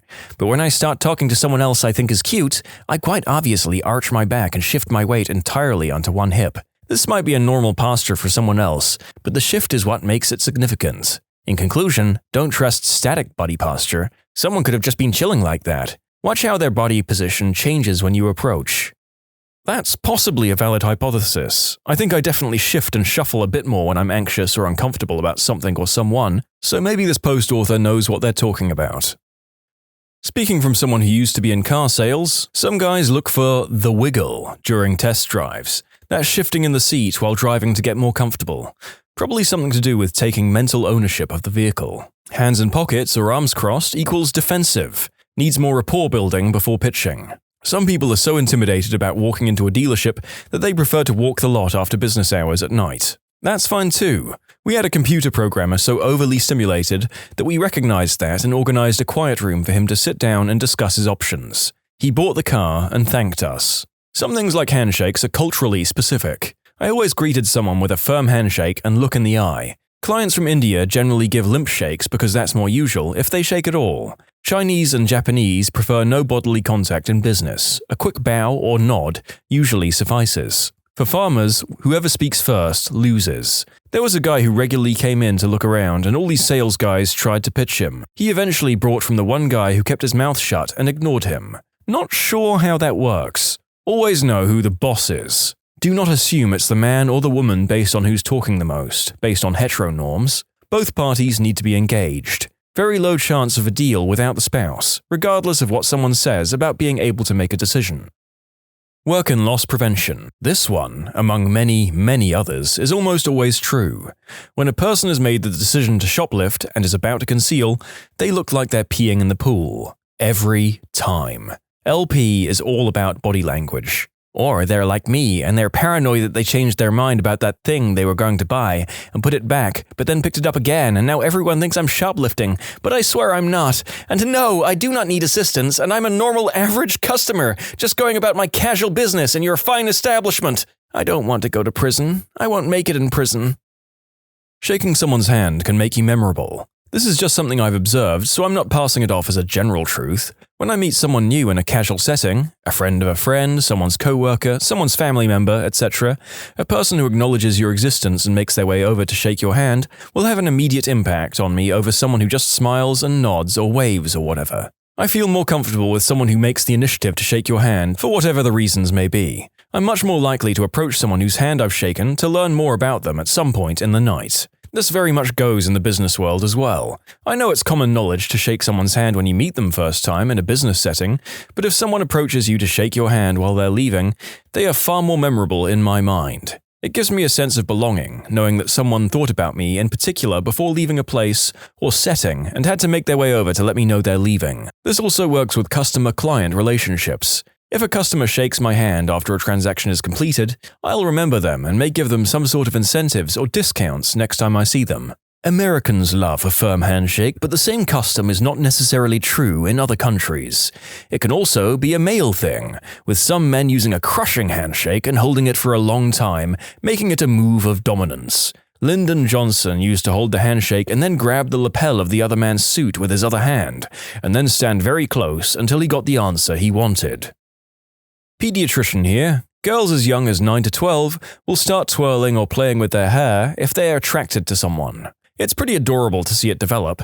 This doesn't have to be a romantic attraction, you weirdos. It can happen when they see someone doing something impressive, talking to someone important, etc. This behavior continues but can take on many different patterns, like pushing their hair forward. Some guys take this as a sign that the girl is covering up, but it's probably closer to, "Hey, look at my pretty hair." Take a look at the audience during The Voice or whatever country has got talent, etc. Look at the audience when a slightly cute boy sings decent or better. It's hilarious to watch. It's like a collective sploosh among the girls ranging from 12 to 32. Well, now I can't unread this ever, and now if I ever watch a show with a studio audience, the people I'm watching with are going to wonder why I burst out laughing when a good-looking man walks on stage and there is a camera shot to the audience. When one person grooms another during social interaction, "Oh, you've got some lint on your shoulder, let me just..." She or he is being subconsciously affectionate to that other person and welcoming him or her into the pack. I mean family. Like monkeys picking each other's nits. I had a teacher that was a former cop. He pointed out that a person in a normal state of mind will swing their arms slightly while they move or walk. Angry people have a tendency to hold their arms at their sides and not move them. Always true? Maybe not. Often true? Sure. The same basic rule applies here, and also implies that you're trying to hide something. If your hands sit unmoving in your pocket, you're most likely angry but attempting to keep this hidden. Brooding, if you will. If they're swinging around in there, you're in a normal state of mind or attempting to hide the fact that you're publicly pleasuring yourself. But what if you just want to put your hands in there because you don't like flailing them around? Clearly, any attempt at comfort and ease is a sign of being angry. There's too many absolutes in this thread. I had purposely unbuttoned and tucked the flaps of my 2 breast pockets into the pockets before going out a few weeks back because I wanted to try the look. Anyway, while talking to a female friend, she reached over and fixed them. I thought it was rather endearing. I often fixed my boyfriend's sleeves when we were first going out. I still do, but I did it back then too, and I kept apologizing, just like, "Sorry, that was bugging me. It was all flipped up." And finally, after a handful of months, he said, "No, he really likes it when I do that." I never understood why, but I guess it's probably for this reason. It's a welcoming feeling, I guess, someone fixing you up to make sure you look nice. People who mimic your body language don't want to displease you. That's as close to universally true as these things go. You cross your arms, they cross their arms, that sort of thing. Nervous people often lick their lips and swallow. Liars often do too, as well as touch their mouth, but it can be delayed after the lie when they feel like they've got away with it. Like if you respond with, "Oh, that makes sense," that's when they lick their lips. People falsely accused of lying generally have a stronger reaction than those caught in the lie. One-on-one, that sometimes comes out as the honest person confronts you face-on, while the liar turns a little away. It's more about the line of their hips and shoulders, not so much where they point their nose. I once read that if someone is accused of something they didn't do, they'll be more likely to use contractions in their speech. Something to do with being so comfortable with their own innocence that they speak informally. "I didn't twist her arm." Truth. "I did not twist her arm." Lie. Maybe bunk, but when applied to my children, I find it's fairly accurate. "I did not have relations with that woman." If you're in a situation where you have to pretend to be surprised, keep your eyebrows raised for more than a second. That's a telltale sign. Genuinely surprised people will keep their face in that state for more than 1 second. I'm pretty sure you just made 10,000 people raise their eyebrows and pretend to be shocked at something, only to find that they looked ridiculous. I discovered this one on my own, although I probably wasn't the first. This works for girls and guys. When someone suddenly sees someone they find attractive, the first thing they usually do is fix their hair. They usually can't stop themselves, it's an instinctive thing, like, "Oh, someone's hot, gotta look fly." So the next time you're walking about and someone fixes their hair right when they see you, they're attracted to you. Can confirm. I always do this when looking at the mirror. Wandering eyes in a shop. Not the determined kind, the thinking kind. They're looking for presents. This observation has become so spot on that I ask our customers, "So, who are you getting a gift for?" And that always surprises them and breaks the ice. People looking to steal something have their eyes everywhere else besides what they're taking. Watching their body versus their eyes is a pretty good sign to customer service them into leaving. I remember saying to some kid that just pocketed some rare earth magnets at my store, "Hey man, those magnets are pretty cool, huh?" He then rounded the corner and stuck them into a metal pole and walked out. I felt more proud of myself for stopping the theft more than the $2 it saved the store. Working in a bookshop, this was usually so obvious you could laugh. You'd get guys walk in, open a random fiction novel in the middle of the book, and start skimming through it like a magazine. But their eyes were never on the pages, they'd never even look at what they were reading. This is a cool switch. According to Amy Cuddy, changing your posture can change your mindset, and your mindset can change your behavior. So, say, sit in a submissive way for just a couple of minutes, and inexplicably, you're not as likely to make assertive positions. Now, changing to a powerful stance, and a couple of minutes later with no prompting, you feel like you're in charge. Assertive and comfortable with making high-power decisions, even when they're a gamble. Glance at their feet. If they're pointed towards you, they're engaged in your conversation. If they're pointed away, often toward an exit, they'd like to end the conversation. I use this at work all the time, and I notice myself doing it. If the person isn't breathing, you should run away because you've killed them in your fit of rage. Works every time. If you see a guy walking down the street and he awkwardly lifts one leg up higher than the other repeatedly, he's trying to peel his sack off his inner thigh without alerting whomever he is with. We mostly do this when we're with women or family. If we're around other guys, no fricks given. I wish my roommate would learn that me walking away from him into my room means it's the end of the gosh darn conversation. Stop bringing new crap up or starting a new story. Mother fricker will keep telling me new crap despite me having disappeared into my room. I don't even act interested. The dude just can't not talk.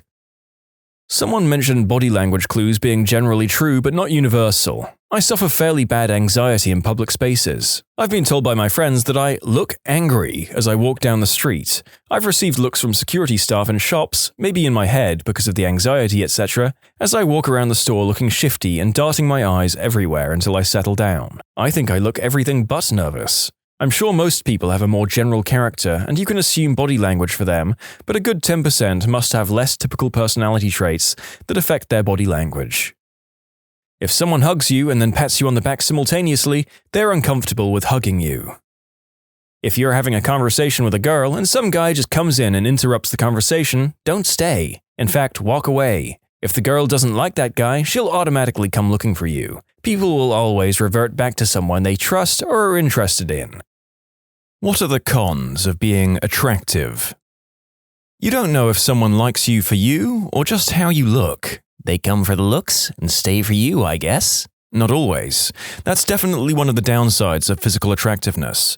Sometimes people will think they know you, but they don't. And when they discover that you're not just who they imagined you to be, some don't even care who you really are. They just wanted that made-up version and are disappointed when that's not you. This isn't an issue I have anymore as an adult, likely because I know how to handle myself professionally. But in my teens, I had a side job as a mover, and the amount of clients who would be surprised that I was about to graduate with honors and go to prestigious university. It was likely a combination of being just a mover, but also being decently attractive and very physically fit. People project a lot of bullcrap onto you, all from their own heads. Pretty? You must be dumb. Pretty and articulate? First they're shocked, then you're a B-word who has too much self-esteem. Shy and pretty? You must be stuck up. Outgoing and pretty? Who do you think you are, you bossy B-word, clearly chasing after other women's boyfriends? Great figure? You must be a hussy. Great skin? You've probably had work done. Dress well? You waste your whole salary on clothes. Too skinny? You're mentally ill. They armchair diagnose you with anorexia. In a relationship? You're clearly a gold digger. Single? Then you're either a hussy who is playing the field, or you're a snob who thinks you're too good for anyone. You have to work overtime to appear friendly and ease everyone's insecurities. It's fricking exhausting. I wish I could upvote this 1,000,000 times. I can relate so hard to all of these, and there's nobody I can talk to about any of this, because how do you get to complain about being too attractive? People doubt if you're into nerdy stuff as much as you might say. Plus, a lot of your actions just have all these preconceived notions. People think you don't have any problems or struggles. And we've touched upon the problem of the notion of the fake gamer girl, where people are apparently so convinced that people are single-faceted that they can't accept that someone might have more elements to them than their physical appearance. This comment had some interesting follow-ups. Oh, I totally agree to this. I'm a fairly attractive woman, and when I tell people I'm a software consultant in biotech, they almost negatively judge me. Or there's often the, wow, beauty and brains, huh? comment. Like, yes, just because I'm pretty, it doesn't mean I'm stupid. What the frick? I guess it's just a mixture of one or the other and possibly some envy. You have physical looks and intellectual prowess. That can definitely make some folks seethe with inferiority. That's really their problem, though. Plus the impossible dance you must do. Smart but not intimidating. Friendly but not flirtatious. Helpful but not the office assistant. Talkative but not opinionated. And serious but not abrasive. The list goes on. I'm a woman in finance who's decently attractive, at least fit and plain enough to not be considered ugly, and it's an impossible balance to strike. People seem okay to openly suggesting that everything I have, like an education and fitness and a happy marriage, I lucked into. It feels really difficult to toe the many lines. People feel the need to compete with you, find something that makes you look bad, or show fault. One or two co-workers, same gender, jealous, competitive types, will set out to sabotage your success and your relationships with other people when you're just minding your own business and trying to do a good job. You're the immediate target for psychopath types. I think everyone gets that, not only attractive people. As someone who's been both, it's not the same. When you're attractive, lots of the time people of the same sex or gender will view you as a social and sexual threat to them, and act accordingly. These people are usually just super insecure about themselves. Somehow, being kind automatically equals being flirtatious or interested. People don't think attractive people struggle with their mental health, constantly being shamed or mocked out of jealousy, and people praying for your downfall. Oh my god, this.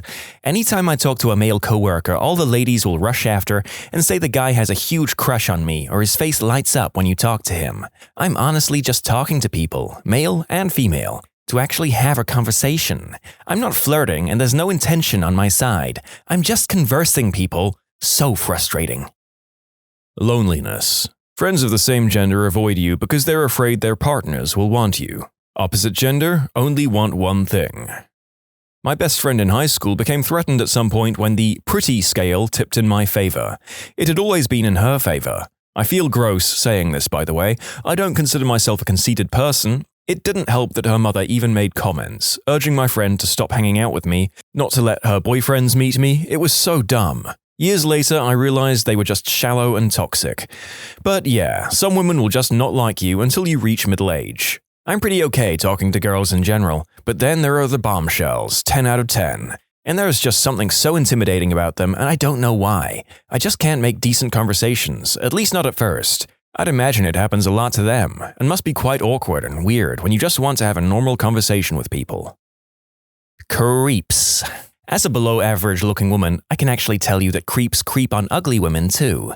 This is the unfortunate reality that is perpetuated online, mostly unknowingly. People assuming it's mainly attractive people being stalked or something.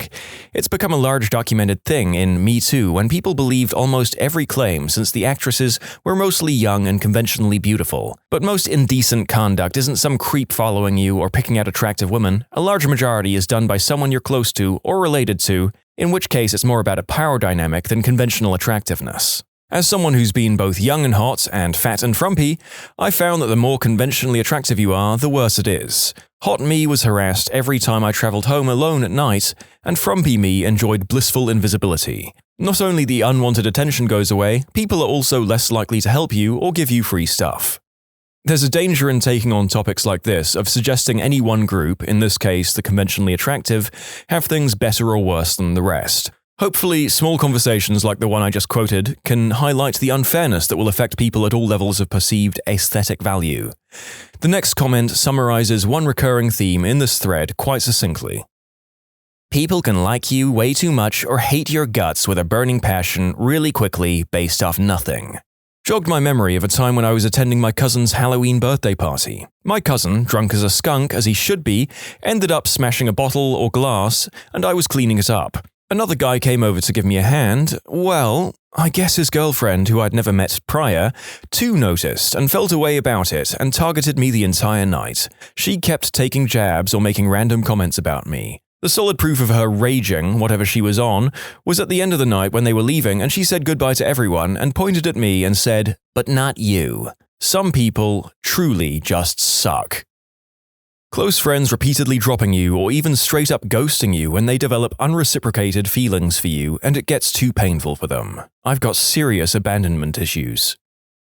Dating can be hard because people create an image of who they want you to be. It's even harsher if you're attractive and a complete weirdo. People act like you're doing something wrong when you break their perfect image, like you're taking something away from them and ruining a good thing. I can imagine it being a con if people think attractive people are only good for their looks and nothing else. If an attractive person is very accomplished, I feel like others would say they got help from being good-looking and that they didn't work that hard. In my experience, attractiveness became a crappy and unfulfilling value. At times when my self-esteem was low, I often clung on to being attractive as if it was all I had going for me, and developed a dependency on external validation and comparing myself to others. People who are or view themselves as less attractive than you treat you like garbage purely because they don't like that you're better looking than them. This one is especially true for women. Achievements that you make or respect you gain, such as getting a prestigious project at work, being put down by coworkers to the boss wanting to sleep with you. For the longest time, I would just lay in bed after work and just wonder why certain coworkers didn't like me. I knew that my personality can't possibly be compatible with everyone, but it bothered me that people I only interacted with in pleasant, passing little conversations treated me coldly anyway. As one example, I would pick up shifts at a location where this woman always made faces and snarky comments about the lunches I brought to work. "That doesn't look good, to be honest." Or, "That smells off, are you really going to eat it?" I had no idea how to respond, and she would tend to ignore me if I talked to her anyway. It was like 10 years later when I finally realized that my small size might have had something to do with it, considering she was a large woman who constantly talked about weight. And that bothered me even more, to be honest, because I agonized for months over what was wrong with me, and it turns out it was my looks? It never occurred to me that it could be something as petty as that, but apparently it was important enough to her to make a nervous 20-year-old feel that much more uncomfortable. I'm treated like an idiot, presumed uneducated or naive, not taken seriously until I prove myself, and my absolute least favorite thing, I can't tell if I'm being pursued for my body or my character. I've also been stalked and the victim of attempted unspeakable acts, which supposedly has nothing to do with the way I look, but I've had the urge to completely change so people stop looking at me at all. People never seem to think the partners you choose look good enough, and it's exceptionally irritating that they even expect you to care. I like this point. As someone who's occasionally punched well above his weight when it comes to dating, I can say that in some cases, eventually you learn to look at the people who judge you lacking as a partner with amusement and disdain. Maybe that's just me, though. Girls saying they want to be friends, and then they get all moody when you're friendly and don't want to flirt back. Probably worse for women, but still. People manipulate and hide things from you because they either want to satisfy themselves or use you to attract and influence others. You can easily end up out of your depth and in bad relationships without the tools or power to escape. You also attract narcissists. I'm attractive enough that I ended up dating a multimillionaire. She turned out to be controlling and violent and trapped me into a lease that I couldn't afford to leave, all because she liked that I was intimidatingly attractive. I won't make that mistake again. I was unattractive for the beginning of my life into my teens, then around my sophomore year, I became fairly attractive, lost weight, started taking care of myself, etc. The difference in the way people treated me was one of the worst things ever. Everyone was so nice, giving me so much attention, men especially. Once you realize how important looks are to social standing, your life changes a lot in a bad way. My senior year, I had gained all the weight back and all of that attention was gone. Now that I'm 27, I'm still very overweight, but I've learned how to be more confident and comfortable with myself and have attracted attention from people that actually care about me and not how I look. But it's a total mind frick for sure. My first summer job was in tech support. One of my coworkers was one of those human beings you'd just be in awe of if you met them.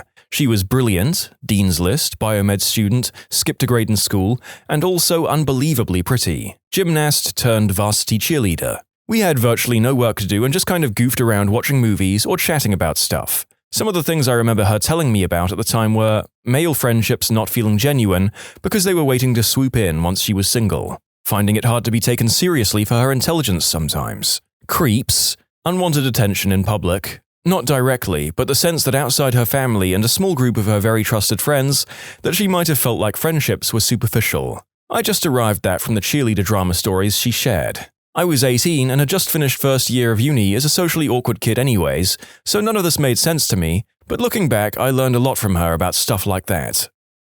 People automatically assume that you're swimming in romantic prospects and oftentimes take up a bitter attitude to you for it. The worst I've encountered, while attending a party with a friend and an ex-girlfriend, one Italian girl suddenly stared at me for several minutes. Then later on she went to talk a bit to my ex and said, "I cannot believe he's your boyfriend. He's so handsome."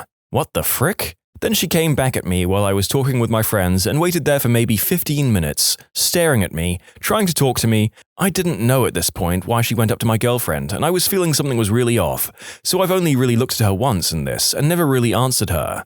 She left later on, and then I've learned what she said to my girlfriend. These people aren't the worst. I mean, they're not murderers or anything, but in my opinion, they really suck as human beings because they do not realize the damages they can do with such small talk and behavior.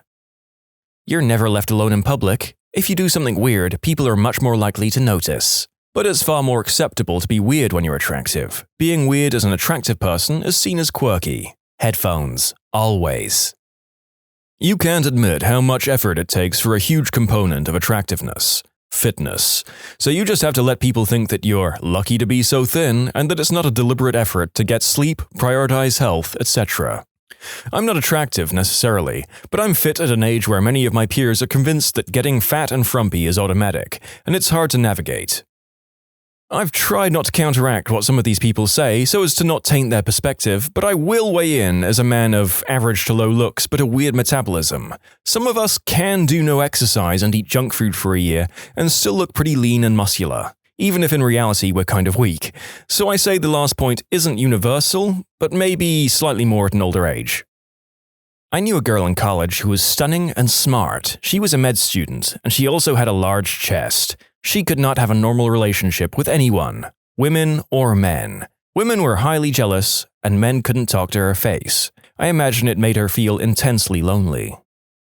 Overweight most of my adult life. Wife and I lost a lot of weight together and are now in fairly good shape. I never get used to hugs from the women in our social circle. Now I get a lot of attention and greetings hugs. It's a weird change. Wife is wearing more dresses, nothing overly sexy, just very attractive. I noticed most guys we meet watching her walk away or looking her over. We're very committed to each other, so it's not a worry, just weird to have the attention. People stop taking you seriously. It takes far more effort to get a salient point across.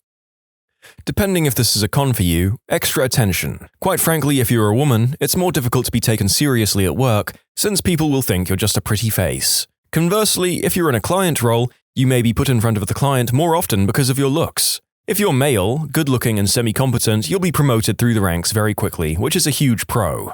In general, regardless of gender, being good-looking does create tension within your gender and social circles, social interactions because you're viewed as competition in the dating pool.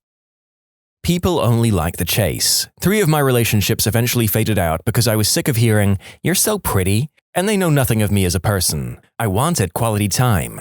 I wanted someone to know me as a person. They ended up saying, "You're too nice, you're so caring, I don't deserve you," and it ended. I felt used. At the start of relationships, they go out of their way to do such special nice things for you. They're in it for the chase only.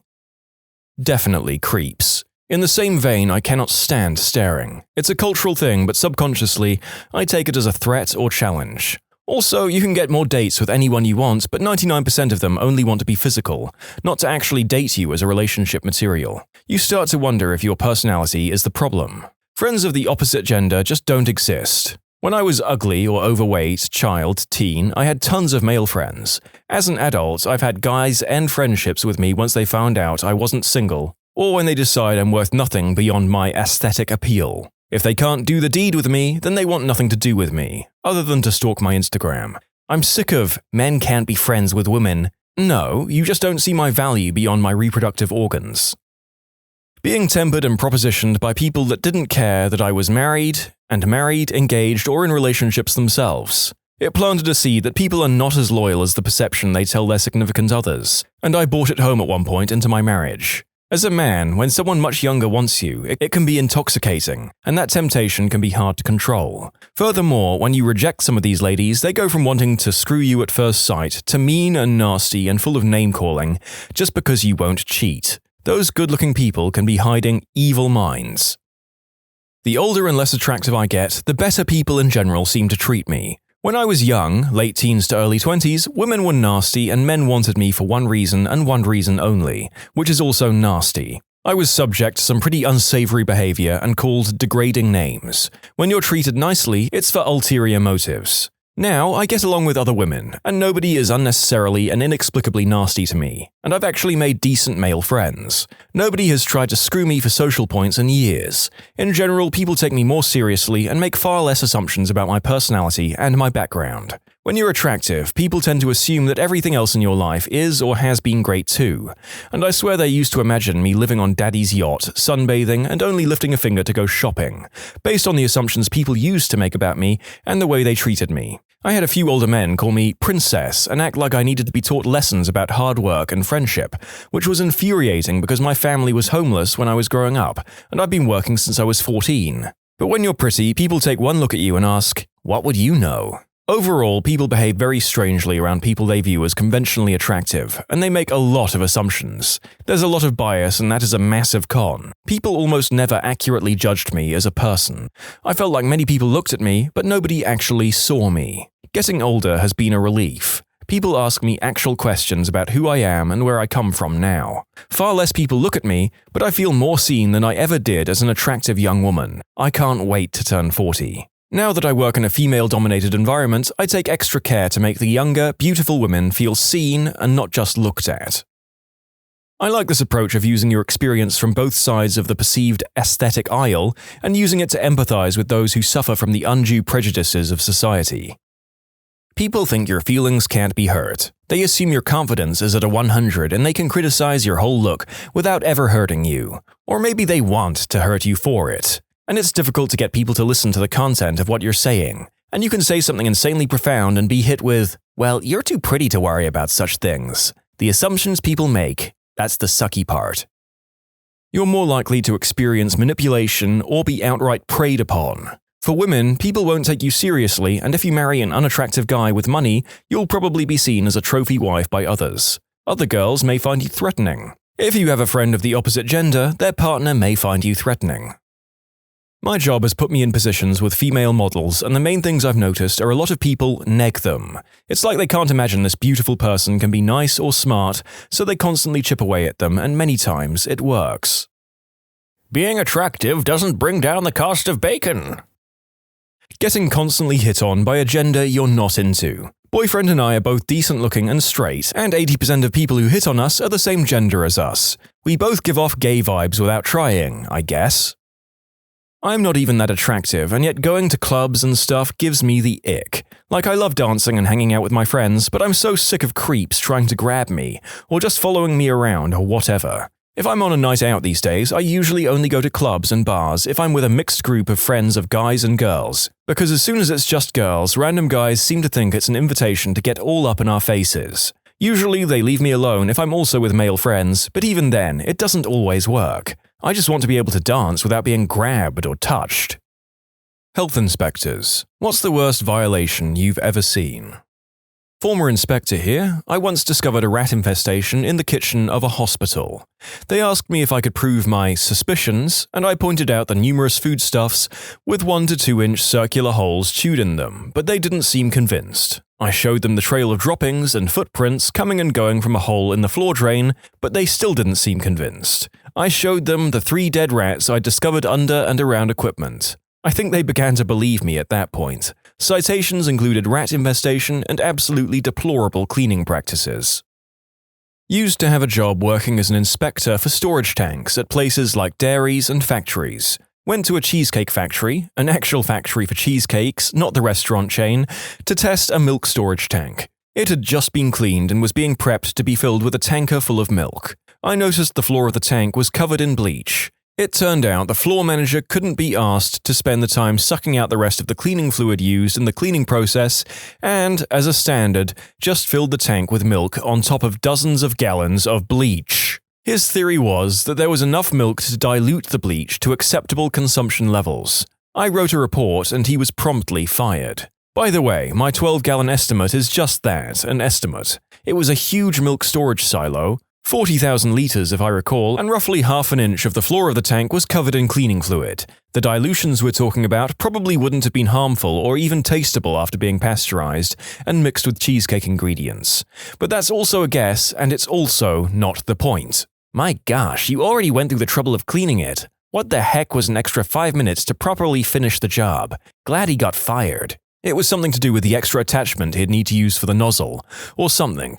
Either way, it would have been an extra 30 minutes of work. Something, had he observed, would have kept his job and a clean criminal record. In 2004, 2005, around that time, I drank some milk that had been in a similar situation. Machine wasn't rinsed after cleaning. I was a toddler and got hospitalized. How often does this crap happen? Worked in a restaurant. Sitting in the office one day, I hear an awful squeaking/shrieking noise.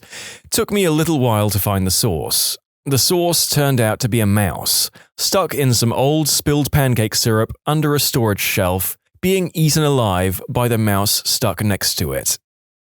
I have had to edit out the several minutes of gagging and string of expletives that I just uttered after imagining that story. You're welcome, viewers.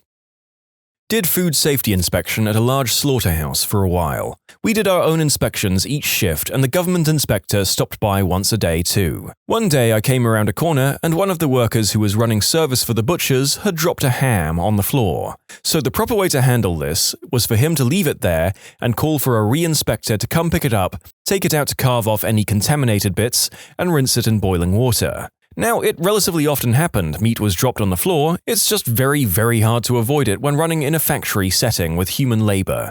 So this was common. What was uncommon was what the guy did. First, he tried catching it as it fell, which would have been fine. No contact with any surface, and he could have just thrown it back into the tub it had fallen out of. He didn't catch it though, it landed on the floor. Thinking that no one was watching, he tried picking it up and dropped it again. He did this 3 times, so first and foremost, he's not supposed to be touching anything that's been on the floor. It cross-contaminates his hands, and he has nowhere to put the contaminated product anyway. But he did this 3 times and dropped it 3 times. Freshly carved hams can be slippery when wearing vinyl gloves. He then, out of pure frustration and annoyance at the unwieldy ham, dropped down on all 4s and proceeded to pick up the raw, freshly cut, 6-kilo ham by his teeth. Stood up, ham dangling from his chompers, and dropped it into the tub with around 600 kilos of product, and drove off with the tub for processing. He was fired a few minutes after that, and the entire tub of product was discarded. I followed him and let him park the tub before I did a very cliché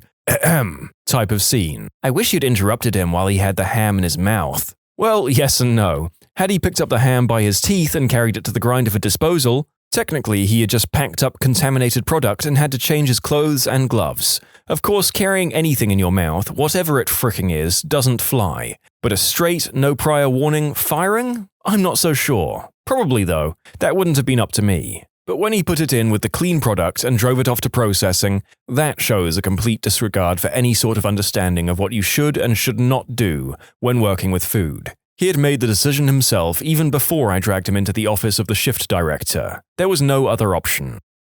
Not a health inspector, but a Chinese buffet near me was closed down because it got a 0 out of 5 in its inspection. I got food poisoning from there once. The staff just got up and left. Locked the door, never went back. All the food was still out and everything. A week later, a man was walking his dog past said Chinese buffet and heard a loud buzzing noise. Looked through the window to see hundreds of thousands of flies had taken to the building as their new home. Was so bad that Pizza Hut next door had to close too. To anyone asking, this was in Gloucester, England. God damn, get a flamethrower in there.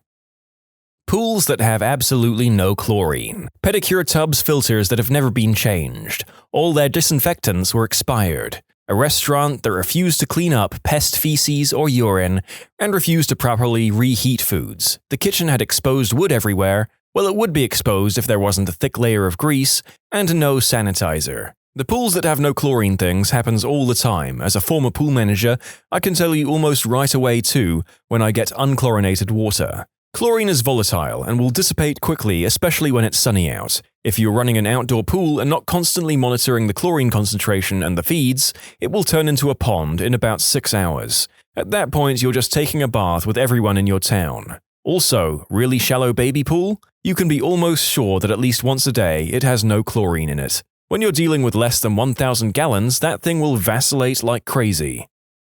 Well, thank you for that. If you'll all excuse me, I'll just be busy never swimming again in another pool for the rest of my life. In fact, after reading most of these, maybe I'll just never leave my house.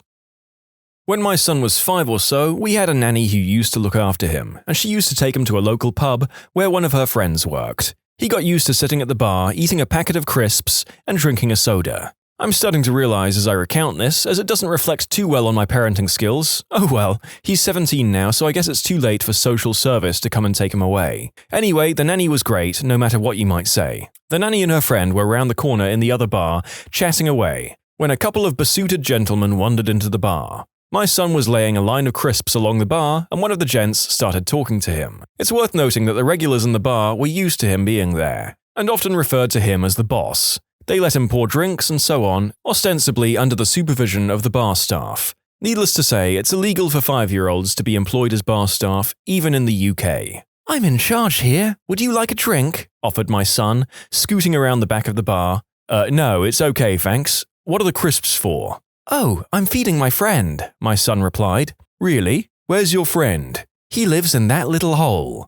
My son pointed to a hole in the wall toward the end of the bar. "And sometimes he comes out and I feed him." On cue, a small mouse appeared out of the hole, ran along the bar, and started eating the crisps. The men were environmental health officers. The pub was shut down that week and never reopened. Luckily, they weren't police, otherwise the nanny's friend would have been in serious trouble. This story was pieced together from the report of the nanny and also my son, who thought the whole thing was hilarious. The nanny's friend was quite relieved as she hated the job anyway. My favorite Chinese restaurant got shut down. My ex-wife worked for the city, and I asked her what the deal was. She said the health inspectors found something leaking from the ceiling. They lifted the ceiling tile and shined a flashlight and saw multiple eyes staring back at them. It was chickens. They were raising chickens in the ceiling, and chicken crap was dripping into the food that I had been eating at least once a week. "How do I get out of this chicken crap outfit?" "You secure that crap, Hudson."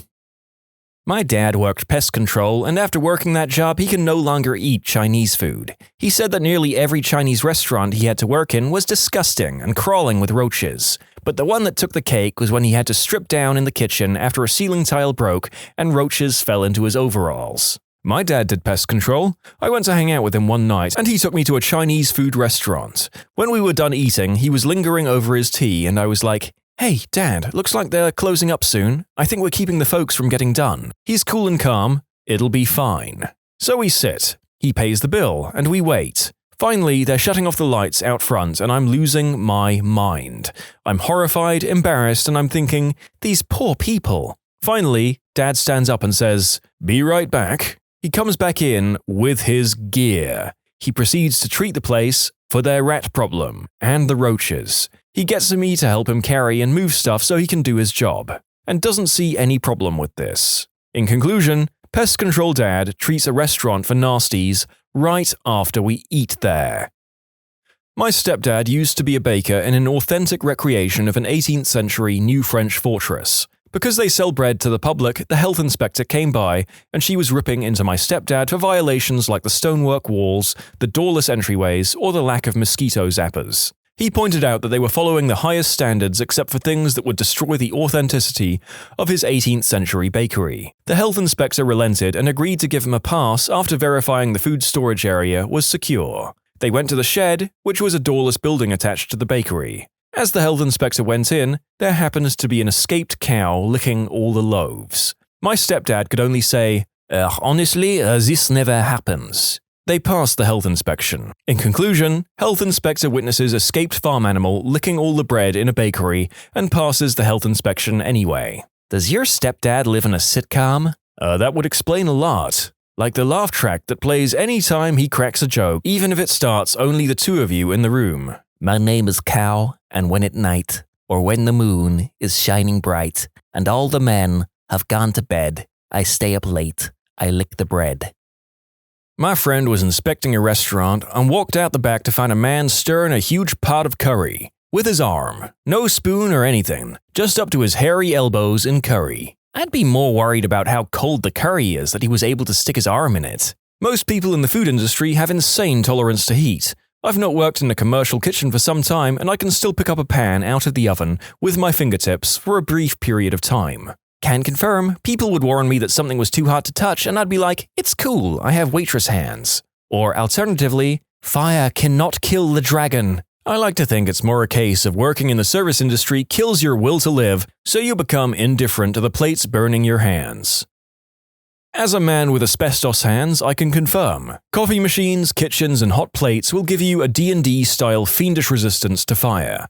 However, on the topic of stirring curry with one's own arm, you are likely better off leaving it to tools, unless you're the following commenters. Is there a different way to stir curry? Well, only if you're really well hung. I had a health inspector tell me this story. There was a family in which both the elderly mother and a handicapped sibling used wheelchairs. Another sibling lived in the house with them and did all the driving, etc. The health department got a phone call from the local wheelchair company. The brother stopped by and picked up a new, custom-built wheelchair for his sister and for his mother, and returned within about 30 minutes, saying that the sister's wheelchair hadn't been made to the right specifications. It was too small. After he left, the staff noticed several roaches on the chair, so the guy got a call. Apparently, it was summer, Midwest, both hot and humid, and the house was all locked up with no open windows for ventilation, curtains drawn, etc. The inspector entered the house and said it was so stifling hot that he started to get dizzy, and he thought hallucinate. He said there was a sound like leaves rustling in the fall, and the walls and floors were kind of vibrating. He then realized it was because they were literally covered in roaches. He immediately evacuated the 3 people living there, and the next day they tented and sprayed the house. He went in a Tyvek suit and knee-high rubber boots, and said that the dead roaches were about 2.5 feet deep in most parts of the house. I work in a bar in Japan that was connected to a bowling alley and an A&W. Mostly Japanese work there. I'm American, and that place was spotless. Every night at 11 when they left there, they were scrubbing everything. I almost stepped on a guy cleaning the baseboards. You could taste the difference in the food because they kept everything so nice. My girlfriend started working in a frozen yogurt shop. The first week, she decided to clean the yogurt machine one night. The entire inside tank was covered in slimy green and brown mold. Oh, and the shop next door was a hoity-toity gym that catered to mirror-gazing health nut gym rats that just loved that low-cal slime mold yogurt. I haven't eaten frozen yogurt since. When I went to culinary school, one of the professors made the statement, "If you want to know how clean a restaurant's kitchen is, go to the bathroom first before you're seated. If the bathroom is dirty, there's a good chance the kitchen is in the same condition." This is what I do when I enter dives. It's a hell of a lot harder to clean a kitchen than a restroom. If you can't do that, you can be damn sure they don't give a frick about the difficult stuff. While this works for restaurants, it does not work for bars or pubs, except at 11 a.m. A pub's restroom goes really filthy about 15 minutes after the drinking starts. There's dirty, and then there's dirty. Superficial, day-old dirt looks quite different from consistent neglect. Not a health inspector, but my mum used to work at this restaurant where the owner just did not give a crap. It was a Mexican restaurant, and my mum told me once that a lady came in asking for caldo de res, a beef soup, but they didn't have any more meat, at least the one that's used for that dish. They were about to let the lady know when the owner stepped up and told the lady that her food would be right out. The server and my mum were both confused as to what she was going to do. Well, this lady goes and literally digs through the fricking trash and pulls out some beef, some still with bone, and then she ran it through water, cooked it, and served it to that poor lady. My mum says the lady was even sucking the bone and she almost felt sick watching. My mum quit that job soon after. After writing this, I asked my mum again about it, and here is what she said. The bone/meat was not raw, it was left over from people who had ordered the same thing. They'd almost run out of that soup, and all the meat was gone, so they thought they couldn't serve anymore. The owner grabbed the bone from the trash, rinsed it and threw it back in what was left of the soup, heated up for a bit and just served it. Just thought I needed to clarify this. I've worked at places that have gotten 100% on multiple occasions. The inspectors are usually the same few people in smaller areas and get to know people in the restaurants. If you have a good reputation, they come in and check the basics, give you a couple of soft infractions and move on. If you have something that is a major violation, they will start to, rightfully, nitpick everything. I'm hearing a ton of horror stories and just want to point out something about my experience. I've worked at places the inspectors were easy on because they knew it was clean and had a good reputation. I've worked at one place that ended up having to get a follow-up and quit it soon after. That was the only time I'd seen anything too sketchy. I also worked at a place that regularly got 100% ratings, and let me tell you, we were not 100%. The owner wouldn't do crap to improve conditions either. Mice, several kind of bugs, ceiling literally leaking nasty-ass water, on some areas onto the food prep areas, and once the walk-in cooler broke for an entire 24-hour period, and he said to just keep the food like it didn't happen. If my experience in the restaurant business has told me anything, it's that all restaurants are freaking disgusting. But they won't get you sick most of the time, so if you don't think about it, it'll all be okay. Yep, I've worked in places that honestly were bursting at the seams with unsafe and unsanitary infractions just waiting to happen. Worked in some of them for years and somehow never saw a report on them. I worked as an assistant cook in a restaurant. 2 weeks into the job, I opened a cupboard to get a can of tomato sauce, and I see a huge tarantula scuttling away behind the cans. I told the boss what I'd seen, so that maybe we should get someone to deal with the huge spider living in the kitchen. Boss turns to me and says, "I see you've met Eduardo. Just don't put your hand too close to him, and you'll be good." Later, another cook proceeded to tell me that the spider had been living in there for 2 years, and they allowed it because it kept the rodents and roaches away. This is a true story, so know this. Every time you think about swatting a spider, remember that there's a possibility that a friendly spider is guarding your favorite restaurant's food against nasty critters. The spiders in my house and I have a verbal agreement that is pasted onto every generation of spider that takes up residency in my house. You may remain in my house as long as you don't come upstairs and you keep the ants, flies, and other household bugs that aren't you out of my house. I reserve the right to eliminate you and your webs at will without proper notice. I haven't had an ant in 4 years. I've had a few flies, but they seem to only be upstairs where the spiders aren't allowed. I've killed very few spiders. It's a good arrangement. Not a health inspector, but I've witnessed some things at my first job as a set-up waitress at a banquet hall. The head cook had some hairy arms and he always mixed the salad with his hands. So you know that hair is getting in there, and one day we found a used Band-Aid in the salad. I survived the assassination attempt. My stepmother is the lead health inspector for a decent-sized suburban town. While I've never asked what the worst thing she witnessed as part of her job was, I do know that one instance was pretty gross. A truck full of lobsters was traveling down the highway and crashed. The police came and eventually they towed the truck. As a Board of Health inspector, my stepmother was consulted to see if any of the lobsters were viable, and she told them no. The load is a total loss since there were literally lobsters scattered across the highway covered in dirt and sand, etc. Fast forward 24 hours and one of the restaurants in town ran a special, twin lobsters for $19. Apparently the owner of the trucking and towing company knew the restaurant owner pretty well, so they made a deal whereby the restaurant would pay a very discounted price for the road lobsters.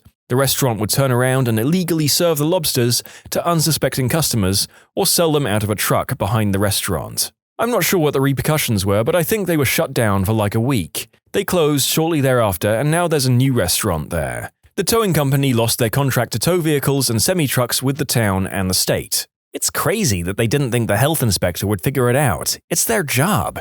Mysteriously cheap lobster after a huge highway crash involving lobsters? I thought that there would be insurance for things like lobster crashes. And now I realize how ridiculous that was as I typed it. Never mind. You aren't covered for lobster crashes on your insurance plan? Weird. Insurance agent here. If you buy lobster crash insurance, we will find a way to not pay anything at all. It was an act of cod. Close enough. Talking 10 years as an inspector. Most dangerous is usually not the most disgusting. I've seen entire walk-in coolers at 55 to 60 degrees Fahrenheit, and the staff didn't even notice anything wrong. I've seen piles of mice that died getting stuck in grease behind the fryer. I've seen staff throwing raw burgers within the grill, then making a salad right after with their bare hands. I've seen squirrels and birds roaming freely inside a bread manufacturer. The stereotypes, unfortunately, are true. Chinese restaurants are almost always filthy. The most common critical violation? Dish machine not sanitizing properly. What's the most petty, passive-aggressive move you've ever played? I just hit the passive-aggressive zenith. Played a YouTube video of someone eating crisps loudly while someone else ate crisps loudly, because I can't be bothered to ask them to stop. Basically, this guy is one of those people who manages to do everything that is annoying. Whether it's banging desks, talking loudly on the phone, laughing loudly, munching crisps with his mouth open, etc., all distracting in our very small office. I'm not saying I'm not a prick, but I'm tired of picking the guy up on things he should be able to work out for himself. Has anyone else surprised themselves with their own petty behavior? As pointed out, it probably isn't properly passive-aggressive. The reason I didn't directly approach the guy is because I've done it so many times with so many other things that he's becoming combative and resistant. I'm tired of getting into semi-pissy debates, and I'm at the point where I think he should start actively taking responsibility for the things he does in the small office we share. I always ask if people mind if I put on music or close curtains, etc. I was on the receiving end of some epic passive aggression once.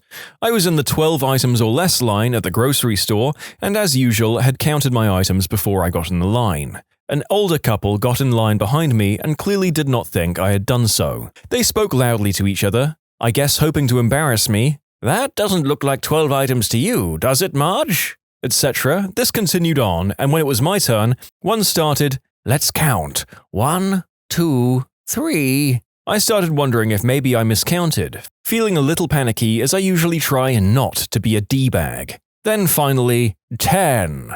Oh! The cashier laughed. I needed to do nothing. The backfiring of their plan was plenty. Although I now look on that situation with that single regret. I should have also written a check, asked for paper and plastic, and for rolls of quarters. Darn it. I would have grabbed 3 packs of gum and put them on the belt with my stuff just to screw with them after that little act. I used to be a resident advisor in a college dorm. One of the dorm activities was on personal hygiene, with free stuff available like deodorant, shampoo, razors, etc. One of my residents couldn't be bothered to speak with his roommate about his disgusting habits, but he sure took about a dozen of those flyers and put them up all over his roommate's side of the room. Ah, that's like a lower effort version of the good old post-it note. Best friend of any passive-aggressive flatmate. The neighbor in my girlfriend's apartment will let their gosh darn alarm go off for like a good 5 minutes before they even try to stop it. They don't hit snooze like a normal person. They just lay there and let it buzz over and over and over again. It was going on longer than usual, so I ended up pulling out my phone and turning on the meltdown alarm and basically pressing it directly into the wall. On top of the horrendously loud noise, it was also buzzing the whole wall. They turned their alarm off within 10 seconds and haven't done it since. If this ever happens again, get a screaming mini alarm clock from any truck stop.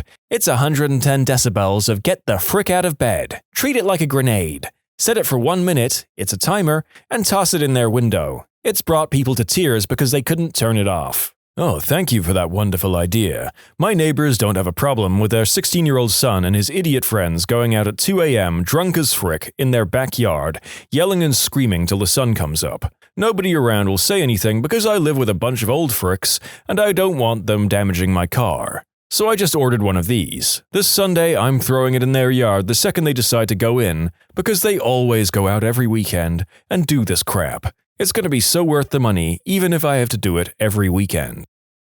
My old roommate's friend always used to come over and drink my cans of Pepsi. I'm on a pretty tight budget, but like to treat myself with said cans, so you can imagine how upset this made me. One day I hid all the cans but one, which I coated with nail biter. The second he realized something was wrong, he poured himself a glass of water using the only glass on the drying rack. The glass coated in nail biter. I live on a typical American suburb street. My neighbor just got a new job with a company-provided vehicle. He has a 1-lane driveway, so he parks this huge work van in the road, directly in front of my house. It's all I can see when I look out the front window. I casually mention it to him now, so that he could park it in front of his house and not mine. He just chuckles to himself and starts talking about something else. For the next week, I parked my car in front of his house to see if he enjoyed looking at my car every day. Luckily, he got the message and now parks in front of his home and not mine. Something similar is happening where I live. I live at the end of a cul-de-sac in the corner, and the guy in the middle of the end parks one of his cars outside his house,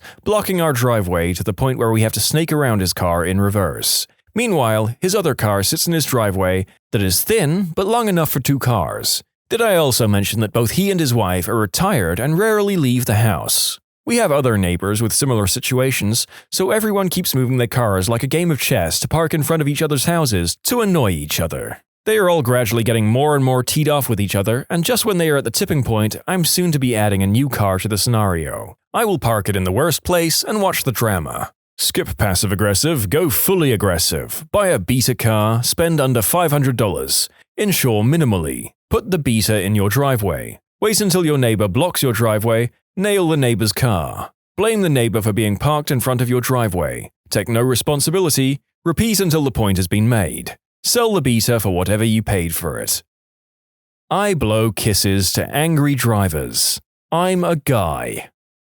On an airplane flight this past summer, the guy in front of me reclined his seat until he was practically resting his head on my chest. I politely asked him if he would please put his seat up. He just looked at me and said no. I then turned my air vent on full blast, aimed it right at his face. When he reached up to adjust it, I pushed his hand away. "Excuse me, that's my air vent. I like it that way." He ended up leaning forward the entire flight, but left his seat reclined practically to my chest. We were both uncomfortable the entire flight, but neither of us would give in. As my wife put it, "So this is what happens when an inconsiderate butthole meets a passive-aggressive pee-pee." Later, several people have called bullcrap on my claim that the seat tilted back all the way to my chest. I'm 5'10" and my legs aren't long so that my knees will touch the seat in front of me. For that reason, I don't usually have a problem with people in front of me leaning back. I don't really enjoy it, but it's not a big deal. I don't know if this guy's seat was broken or if it was some sort of sleeper sofa unit that belonged in a long-haul flight or what, but I ended up looking down on that guy's face like I was his dentist. It sucked.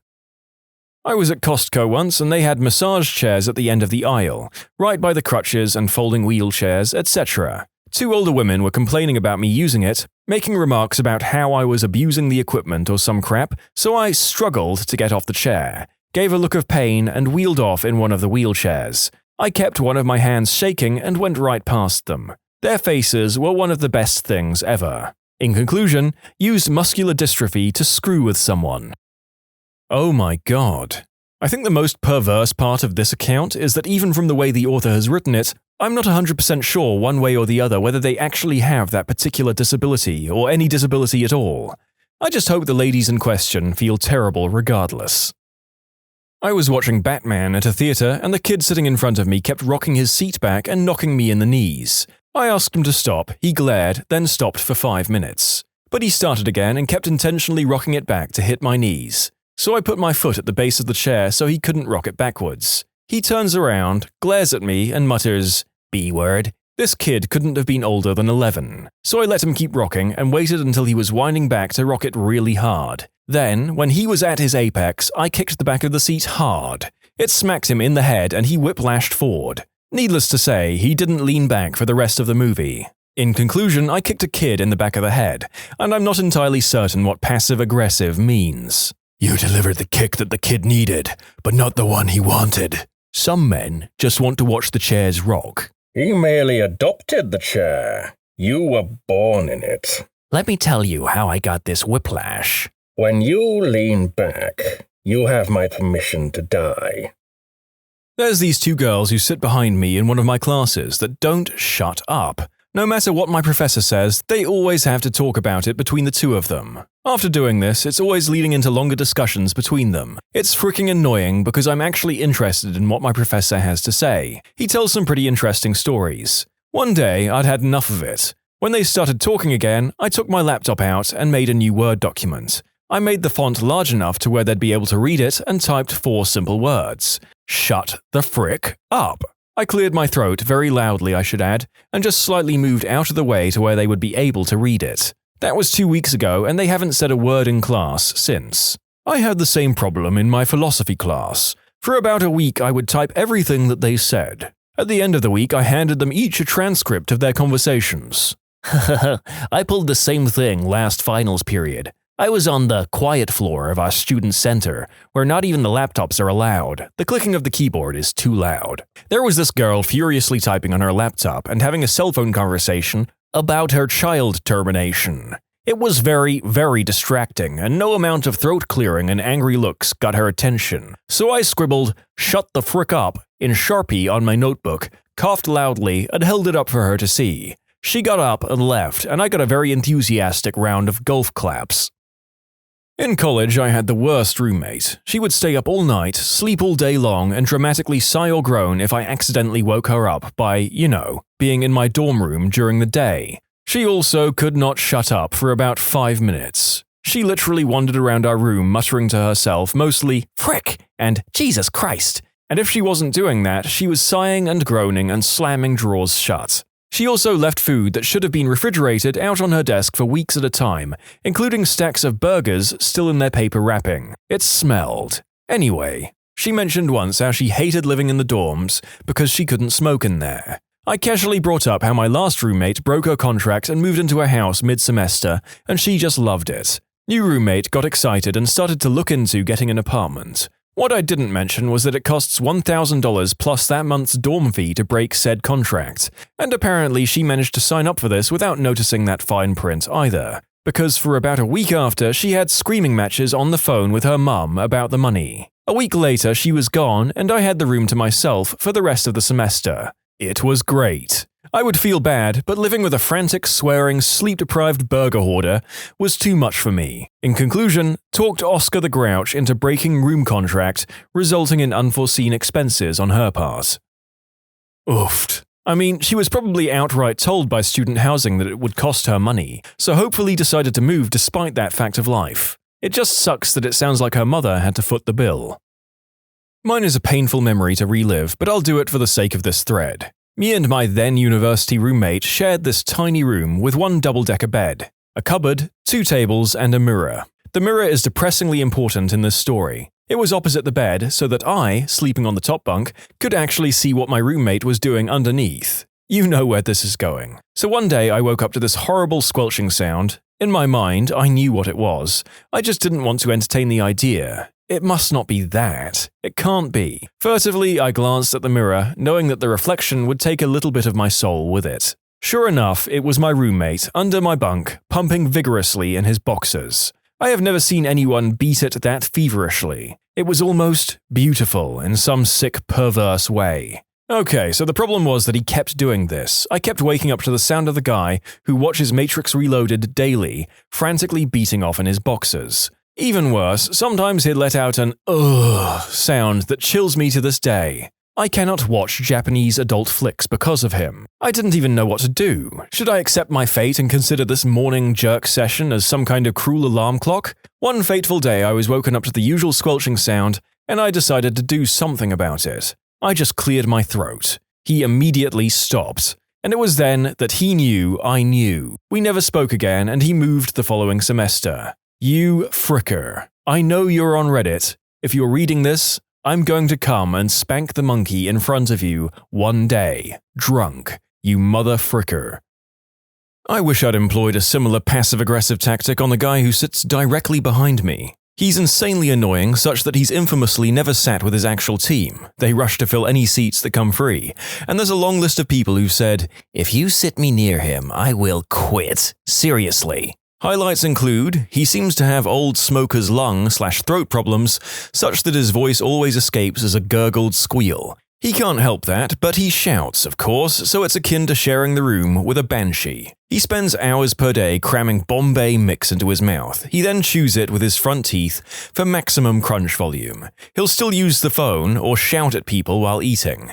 Farts openly and often. Has an incredibly loud and annoying SMS received tone, which needless to say is triggered several times per hour, sometimes many times a minute as he conducts some sort of his extracurricular activities exclusively by SMS. Of course, his desk phone habits are annoying too. Keypad tones set to on, volume set to max, and he opens many conversations using the speaker setting. He has dozens of keys plus his security tags on a long chain which he slaps and drags about on his desk, like he's a fricking poltergeist. That's right, he's a banshee and a poltergeist. I cracked after weeks of this and told him to shut the frick up. On a Friday morning when he was screeching at the team opposite solidly for an hour telling his version of what passes for a joke. He responded with abuse, so I went unpunished, but I still know I made a mistake being aggressive and swearing at work. On second thoughts, I wish I'd killed him with a stapler. I'm a live sound tech. My job's success rate depends on me being passive-aggressive. Oh, you turned your guitar amp up again? Cool, I hope you like me cranking the crap out of your guitar in your monitors now, butthead. I've been to shows where the band members straight up sit there and yell at the techs. Isn't that someone you should be polite to, considering they can make your entire set sound like crap? I've been yelled at from some idiot on stage for problems they were creating. Oh, not to mention a room full of people between us. I muted his mics, sipped on a beer, and stood there and smiled at him as he had a tantrum. Does this count? Drunk buttholes being loud outside residence buildings at some ungodly hour on a Sunday night. Hey, do you guys ever watch? A watch? Yeah, I need to know what time it is. 3:30. Okay, cool. Now that you know that it's 3:30, can you shut the frick up? Oh yeah, this one. Had a guy watering his garden at 2:30 a.m. once, in the summer, when you have your windows open. I leaned out. Hey mate, why don't you water your garden at 4 a.m. like normal people? Whenever some butthole is tailgating me on the road, I hit the windshield cleaner button and just hold it. Usually, I can get a good consistent spray of water to obstruct their view. They usually change lanes after that. Bonus points for me if their windshield is dirty and their wipers are bad, leaving behind a dirty, muddy mess. Also, if you're all in on this idea, you can take a pin and adjust the angle on one of your nozzles to spray directly over your car for maximum effectiveness. I had a wagon and it had a rear view sprayer, so I pulled it out and found the best angle to hit tailgaters right in the window. It was awesome. People would either get super mad and go into a rage, or most of the time start laughing and back off. I mean, I can't possibly condone this, as you could cause a crash if they're particularly jumpy and unprepared, but it is damn funny, and I'd be tempted to try it. I put 3 staples in my stapler at a time so people will stop using the one on my desk. There's an empty desk right next to me with a fully loaded stapler no one ever uses. I realize this is ridiculous. I was in Walmart once and this kid was screaming. I tried to ignore it. I thought about asking the parent to quiet the kid down. You could hear him through the whole store. Finally, I just stood at the end of the aisle they were on and started screaming back at him. The mother was horrified, but after about 10 seconds of yelling back and forth, the kid finally stopped. My mother would do the same with me when I was a child. Once I threw myself to the ground and started screaming, and she just lay down beside me and watched me with her poker face until I stopped. It worked every time. Every time I was working on a good tantrum, my mother would offer to clear out a space for me on the floor and tell me to let her know when I was finished.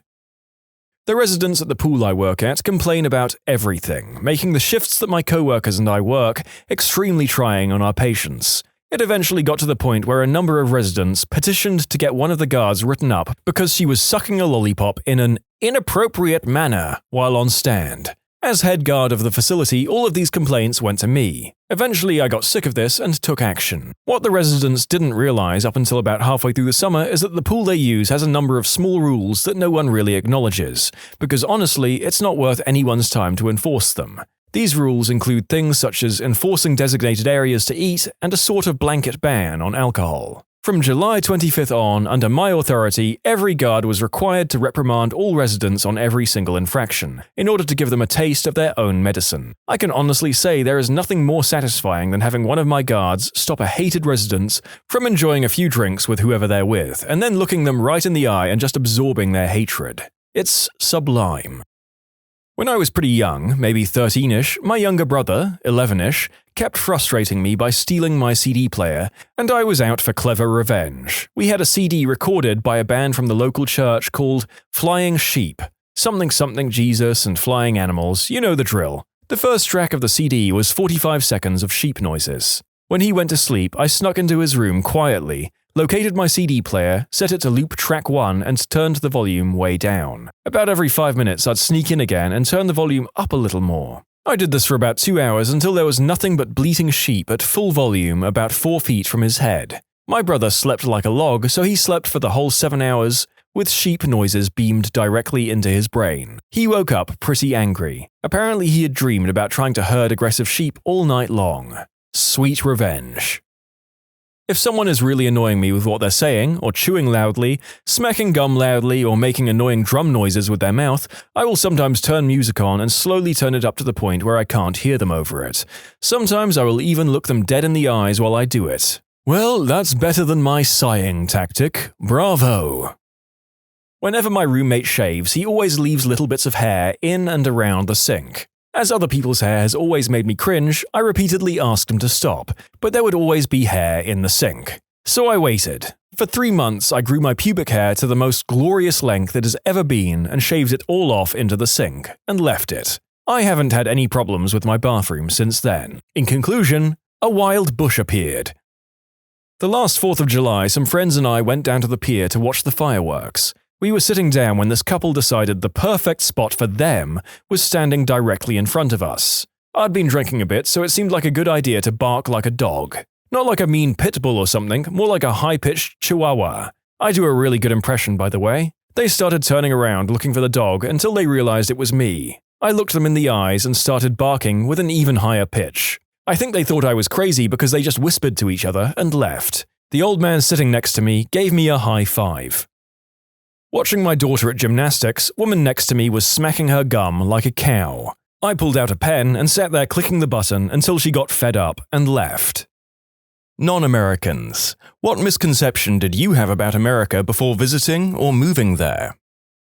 Well, I recently learned that New York is a state as well as a city, and Washington isn't in Washington. A while back, I was dating this girl from India who was shocked to discover that Seattle was nowhere near DC.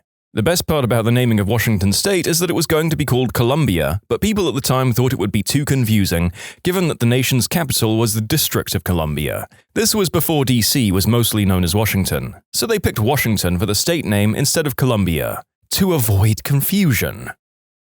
My German friends wanted to go into my arsenal and start shooting with all my pieces. When I told them that I didn't have any, they looked at me like I was lying. I've taken several Germans to the range. It's a pretty awesome experience for them. I don't think they really grasp how bloody expensive the ammo is, though.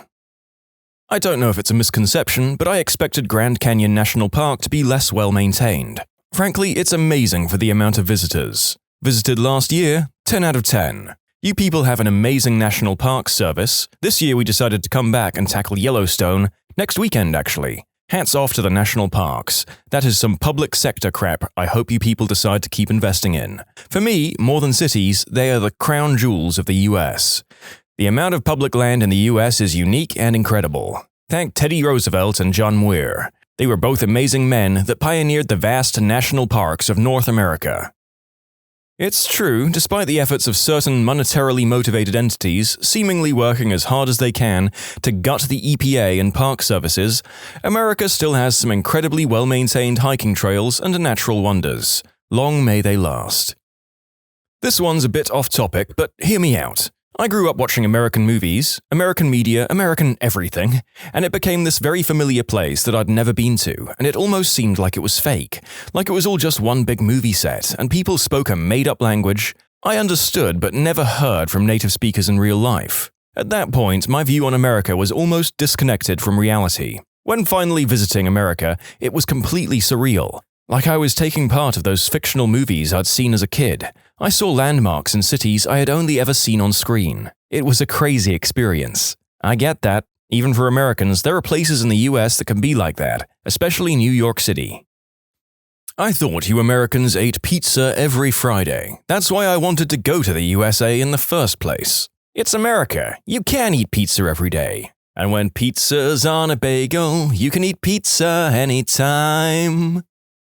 I thought sheriffs aren't real for some reason, at least not anymore. At least where I am, police equals city, sheriff equals county, state patrol equals state, but mostly highways and interstates. We have a lot of overlapping law enforcements with weird jurisdiction lines and different protocols. Like where I am in California, in a day you might see highway patrol, county sheriff, and the city police department. In lots of places, sheriffs are more likely to use SUVs, while with PD, SUVs are normally for K9, but some departments are using them as well. Being English, I didn't even think about a language barrier. At a football game, it took me about 5 minutes to get a bottle of water. The girl just couldn't understand how I said water. I had to point to one someone else had had in the end. I'm just sitting here giggling and picturing an extremely frustrated Brit standing at a concession stand just repeating, "Water! Water!" over and over again in a fruitless attempt to get a damn drink. It happens to everyone. I'm from Ohio and I went to visit my aunt and uncle in Georgia. I was trying to order a sandwich, but I couldn't understand the question that the waitress was asking me because I couldn't decipher her accent. My sister had to translate for me. It was pretty embarrassing now that I'm thinking about it. Y'all want mustard and mayonnaise on it?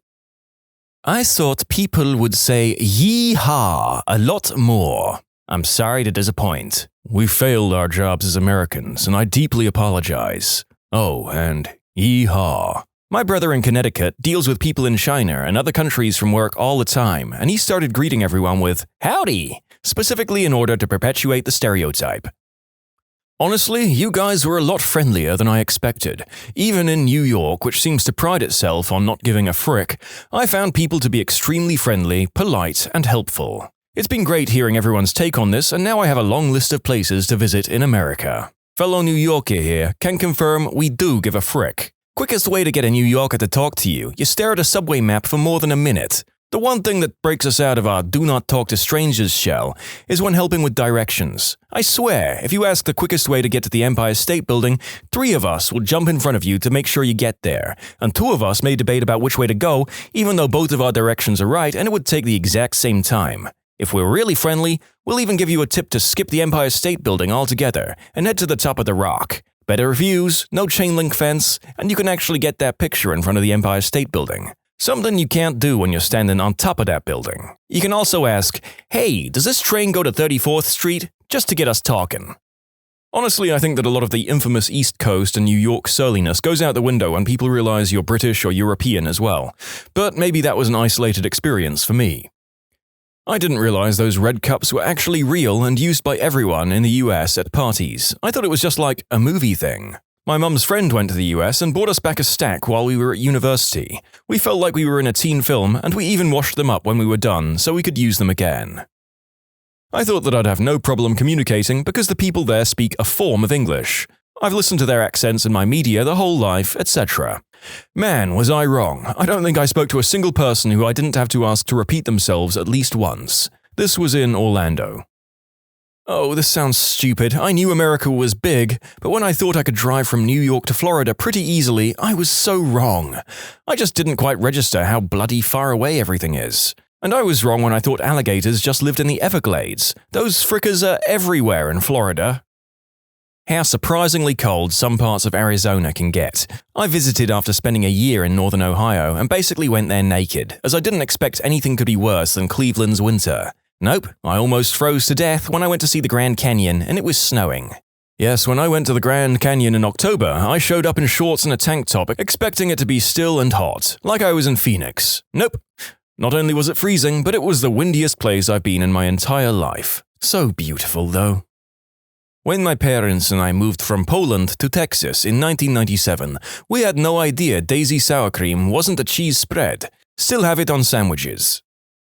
On a solo road trip up Route 66, I picked up an 18-year-old Dutch kid on his first trip out of his country. He thought all American diners were owned by one company called Diner. That was pretty adorable.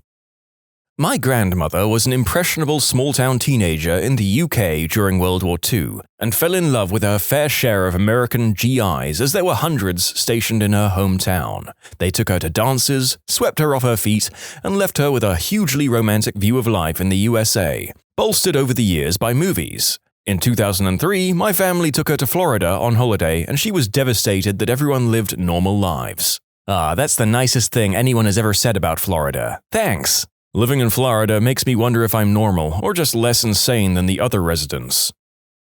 I thought Washington was the most serious place in the States, but when I went there for a tour in the White House about 3 years ago, most of the city smelled like green herb. I was very confused. After several replies to my story, I need to clarify I was talking about Washington, D.C. Didn't think it was necessary since I mentioned the White House. I do apologize for any confusion. People think DC equals government, which it does, but they also forget it's an incredibly liberal population. I don't know the numbers now, but it also used to be the gayest city in America by percentage of population, and we know how to party. You get a lot of high-strung young professionals, and they have to blow off steam somehow. People might not believe that DC consistently votes in the 85 to 92% range in favor of the Democratic candidates in each presidential election, regardless of who's currently in office or who the candidates are. I'm not saying that the Dems get 90% more or double the votes than the Republicans. I'm saying that 90% of all votes tallied in the district are in favor of the Democratic candidate. DC is crazy liberal. I got an admit to a school in Texas. I was worried about all the six-shooter slinging cowboys and random shootouts everywhere. 4 years in, and I'm yet to see any of those guys here. I did get to go to a firearms range last year, though. I had an exchange student from Europe recently, and he said his mom said she'd be happy as long as he ended up anywhere in the US except Texas. I live in New Orleans, like in the city. His mom was still happy it wasn't Texas. He said he'd fill her in on the actual danger to him in New Orleans versus Texas when he went home. I visited New York City and had the expectation that everyone would be rushing around and keeping to themselves, but people were so friendly. Like several times a day, girls stopped me in the street simply to say something nice about my hair or outfit.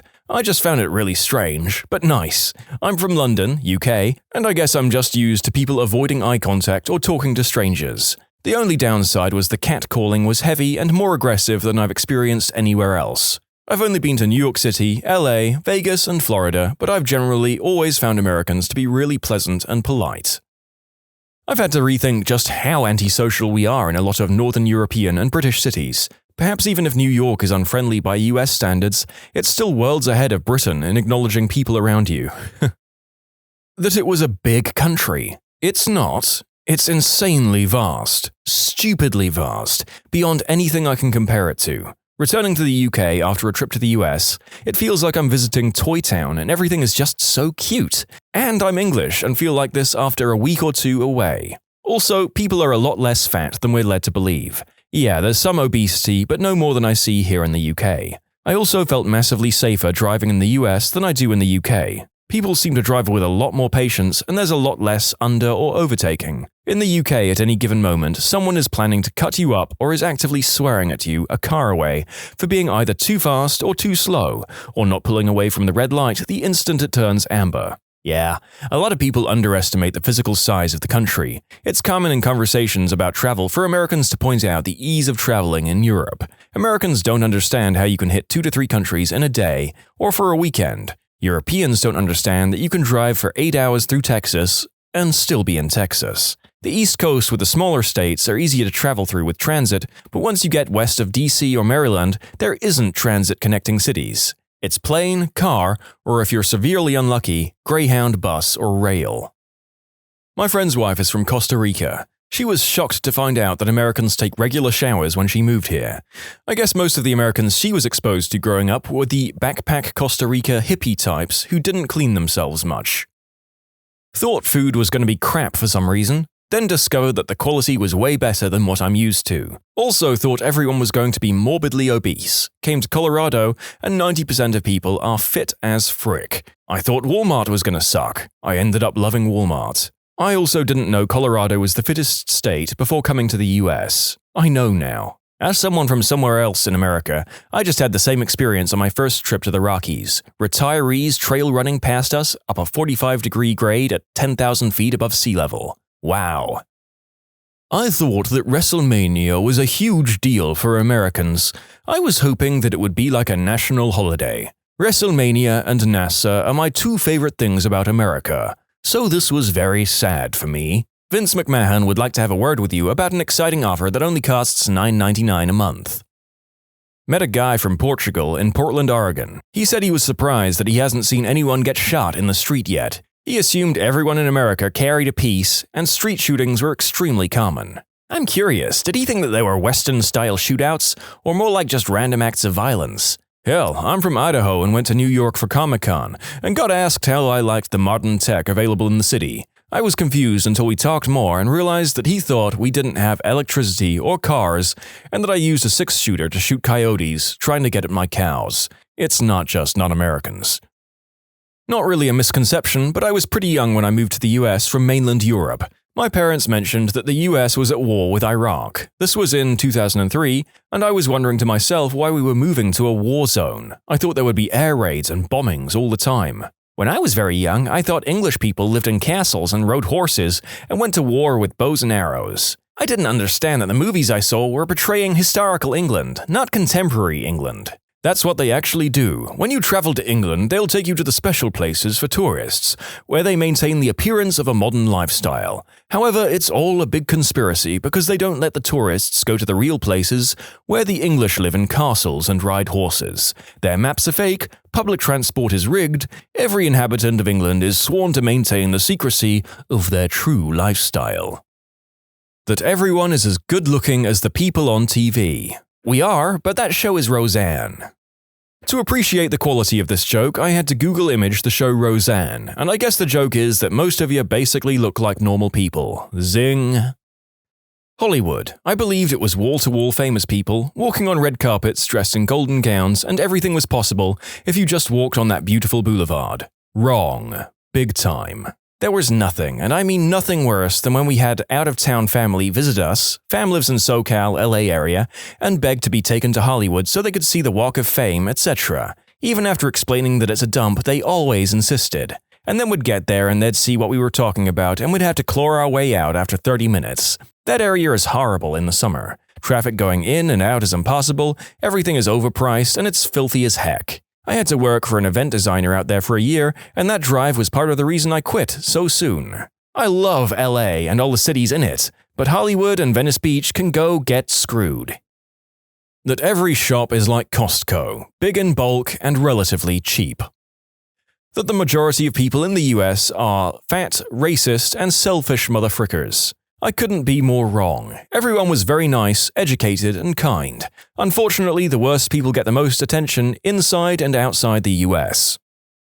Rednecks and hillbillies. I thought that it was a geographical thing and you can only see them in the South. The ones I met up north were pretty hostile at first, but turned out to be awesome people in the end.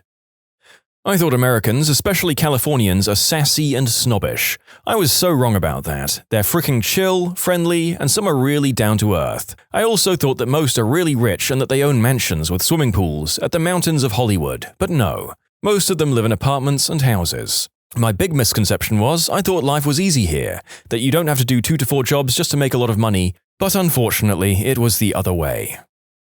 When I was in high school, a friend's older sister had a German student and a British student visit for Thanksgiving. They were students with her at UT. It was so much fun talking to them about the US and answering all their questions. The best, though, was their questions on the states. They thought Chicago was a state and were surprised to learn Hawaii and Alaska were states as well. They thought they were a step up from Puerto Rico, but they were surprised to learn they also had representatives and senators.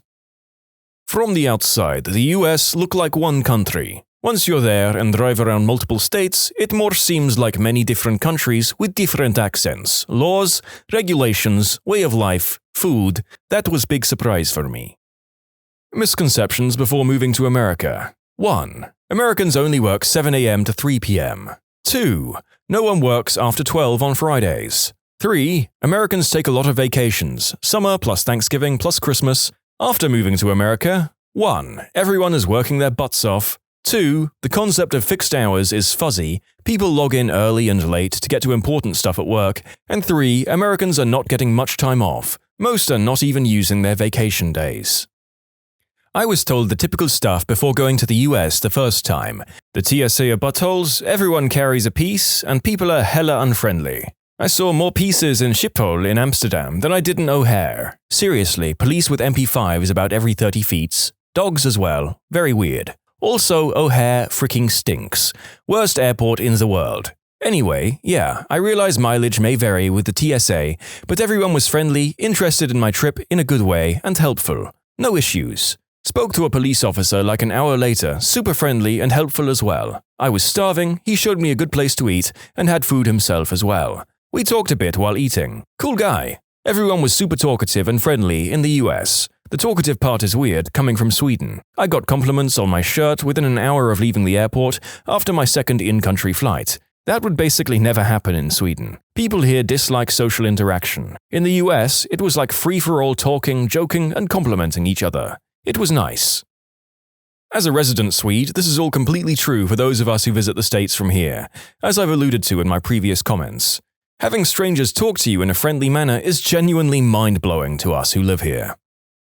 I've lived in the US permanently since 2015, but I've been coming regularly, 3 to 6 month visits, since 2010. As an Englishman, I signed up for the 2 main stereotypes pre-2010. 1. That all Americans are incredibly obnoxious and loud in public. 2. That everyone in America is a mixture of stupid and fat. Since then, I've evolved my thinking to say the least. 1. They're really not obnoxious, nor are they loud in public. English people are just painfully awkward and shy, hence the crappy handshakes, the lack of eye contact, and the "speak up, you bellend" mumbling of words in public. Trust me, you start to notice this behavior when you've had something to contrast it with. 2. Obviously there are stupid people here, but that is true of any country. It's worth pointing out that I've yet to meet a group of people or a set of individuals as stupid or as cringe-inducing as the people I grew up with in the northwest of England, and I've travelled throughout the south and gone from coast to coast. For instance, I've never once had to explain what a bachelor's degree is in the good old US of A. That was a weekly occurrence after I graduated uni in England.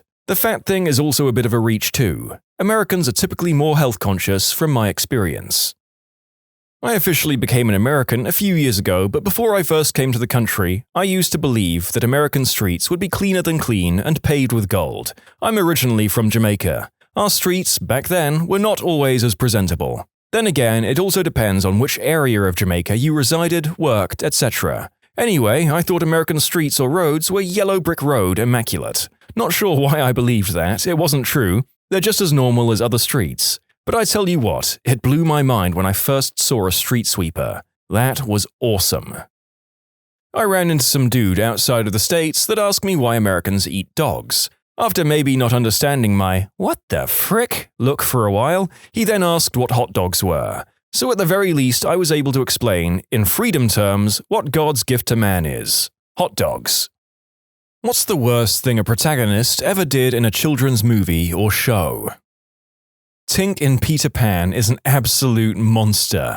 She tried to get the Lost Boys to murder Wendy. The whole film is full of aberrant morality. I mean, that's relatively on the low end of her atrocities. She sells out Pan and the Lost Boys to the pirates because of her hatred and jealousy. In the book, it's even worse because the pirates aren't buffoons, but highly competent and malicious. Smee isn't as much of a lovable idiot in the original. He's a sadistic torturer whose sword is called Johnny Corkscrew, because he wiggles it in the wound after shanking someone. He's described as a genial man who's not as severe as the other pirates to the kids, but he's also described as one who would stab with no offense. Don't forget Peter Pan was a monster too. He'd teach kids how to fly, but never how to land, and they'd just fly until they starved to death.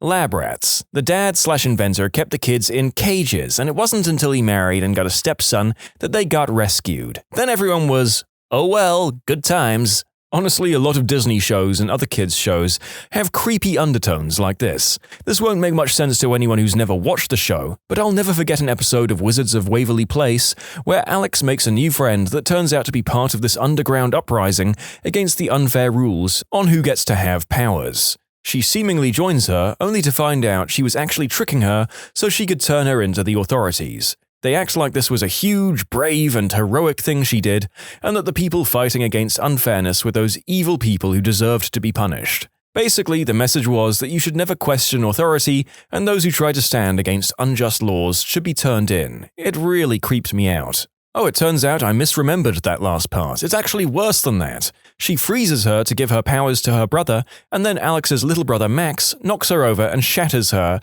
as the laugh track plays, and they act like it's no big deal. They literally kill her and shrug it off. Man, the people who made that show are messed up, especially making it a kids' show. Princess Poppy in the Trolls movie. The whole problem and everyone nearly dying was all because she couldn't accept and let someone be happy not singing and dancing. I think they handled her better in the second film when Branch outright tells her she's not listening to anyone and making things worse.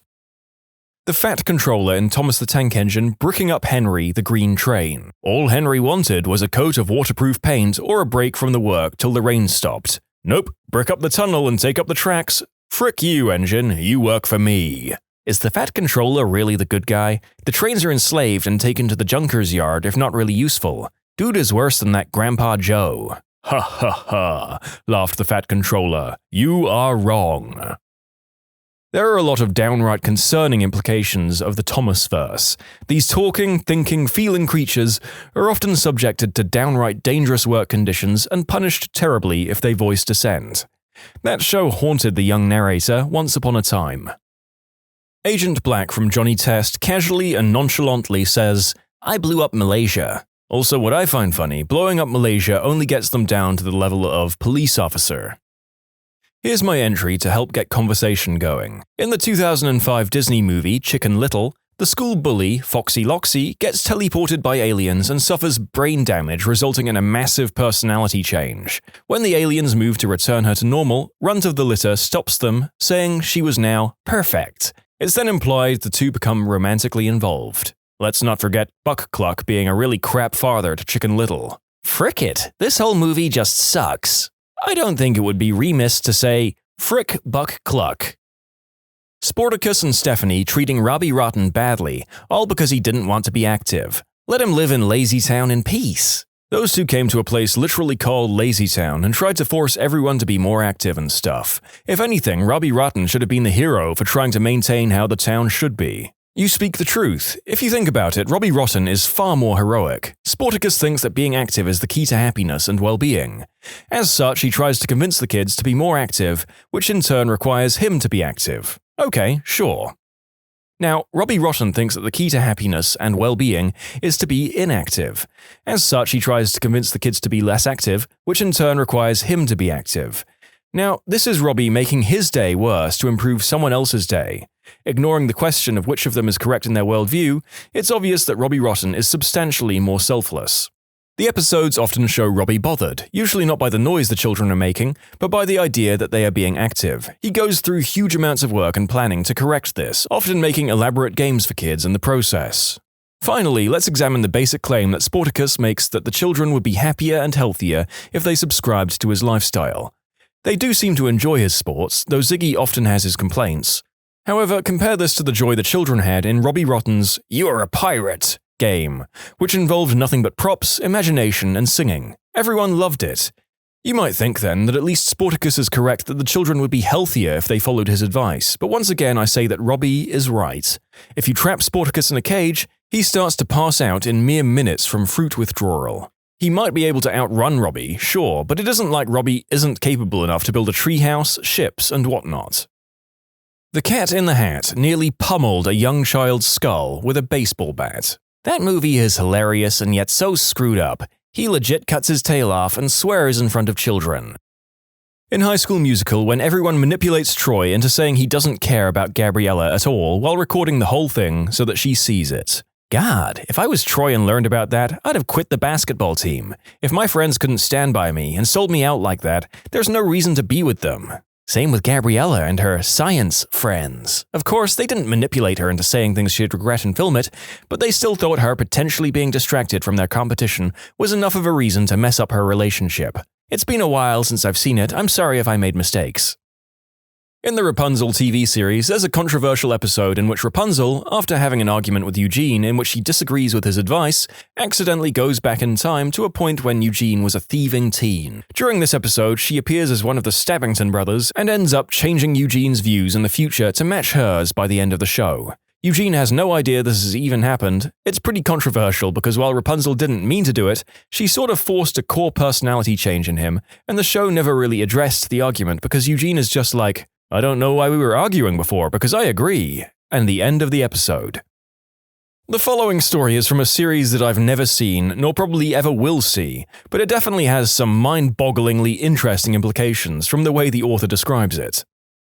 In the 4th season of Winx Club, the main characters get a new power-up, the Believix, and it's a mess. They each get a new power to use at their own discretion. Here's a quick description of what these powers let them do. 1. The Strength of Life. Bloom. It lets her make people believe in magic and help them overcome their weaknesses. She decides what qualifies as a weakness. She overrides a person's free will to make them believe in magic, which just so happens to make the girls stronger and rewrite their personality if she doesn't like it. Dawn of Light. Stella. It makes her people more cooperative and accepting. Basically, she overrides another person's free will, so they do what she says. Breath of the World. Flora. It lets her make people show more appreciation for nature. Nice on paper, but it basically makes people ignore potentially more important tasks or forego certain technologies in favor of nature. Bright Heart. Musa. This is actually the most normal because aside from the usual of making people believe in magic, its only other effect is to convince people that they can change. Gem of Mind. Techna. To quote the official description of this ability, she can use it to make people think correctly. I think that's enough info. She decides how people should think and magically imposes that way of thinking onto them. The Spirit of Courage, Aisha. This is also very basic, the same as the first one with the added bonus of making people braver, but one use in particular rubbed me the wrong way. In one scene, she made a girl walk through a wall of fire to escape the burning building. The girl with water magic whose best friend is on the way to becoming an insufferable Mary Sue, and whose fire magic can extinguish any flame with a snap of her fingers. There was literally no need to endanger that girl like that. They had 2 people on scene who could not only have saved the building, but also all 6 of them could have repaired it with magic. Overall, those girls are a threat to society. They're emotionally unstable, have 0 coping mechanisms for when they get sad, and are basically demigods. Musa once saw her boyfriend with another woman, and she just ran away crying like a kid. She has sound-based powers. She could have easily listened to what they were saying. I put forth that Santa is a total butthole in Rudolph the Red-Nosed Reindeer. I can understand the young reindeer making fun of Rudolph's red nose. Kids are mean and will easily make fun of someone for being different. But then Santa walks in. He could have set everyone straight right there. Explained how it's our differences that make everyone special and all that. Nope, he readily agrees with everyone that Rudolph is a lost cause and even tells Donna he should be ashamed of his son's red nose. Da frick? Until he needs him, then all of a sudden he's part of the group and useful and liked. That's some fit in or go fricking die if I ever saw it. Any deviations from the norm will not be tolerated unless it's exploitable. Ho ho ho! Land Before Time when they're sleeping in the footprint and Sarah tries to wake them up gently and quietly. Littlefoot starts being loud and attracts the sharp tooth, causing him to lose the last gift his mother ever gave him, a tree star. Literally every single decision made by Robin Williams in Mrs. Doubtfire. What's interesting is that as a kid, you side with Robin Williams. Rewatching it as an adult, the guy was seriously dysfunctional and his wife was absolutely right to divorce his butt. Also, you realize that Pierce Brosnan's character wasn't the villain you thought he was when you were a kid. He was a legitimately nice, solid guy dating a woman with 3 kids going through a contentious divorce. He was a saint, but ended up almost choking to death. Batman shutting down a machine that was turning Matt Hagen, aka Clayface, back into a human because he was using an experimental thing stolen from his company. I never hated Batman more than that moment because the animated series Clayface is the most tragic fricking creature of a man there ever was. Ron Perlman always made me cry when he had that first moment where he says, "I'm not even a man." I cry every time. In the episode, he's falling apart and dying, then when he's there on the precipice of becoming human again, he can feel it. Batman tosses a batarang and cuts off the flow of the chemical. Fricking hated him for that. Yes, thank you. I hated that episode as a kid. Clayface had the chance to get his life back, but Batman stops it because he stole something? It felt so unfair. Fair to say that The Dark Knight has often done some pretty controversial things in his many iterations, but I'm not sure that anyone can look at his solution and agree it was the morally right thing to do by any means here. Perhaps some of you would disagree. Let me know. Sounds like what happened to Deadshot in that movie. Confronted him when he's out with his child for Christmas shopping, if I recall correctly.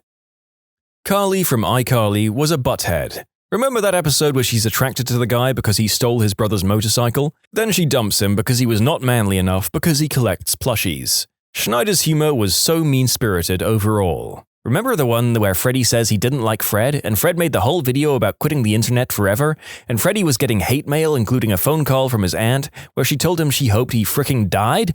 Then at the end they met Fred, and he tells him the whole thing was just made-up drama to bring attention to iCarly and his own channel, and he didn't even bother to fricking tell them first. Pretty much everyone in that show was a crap bag.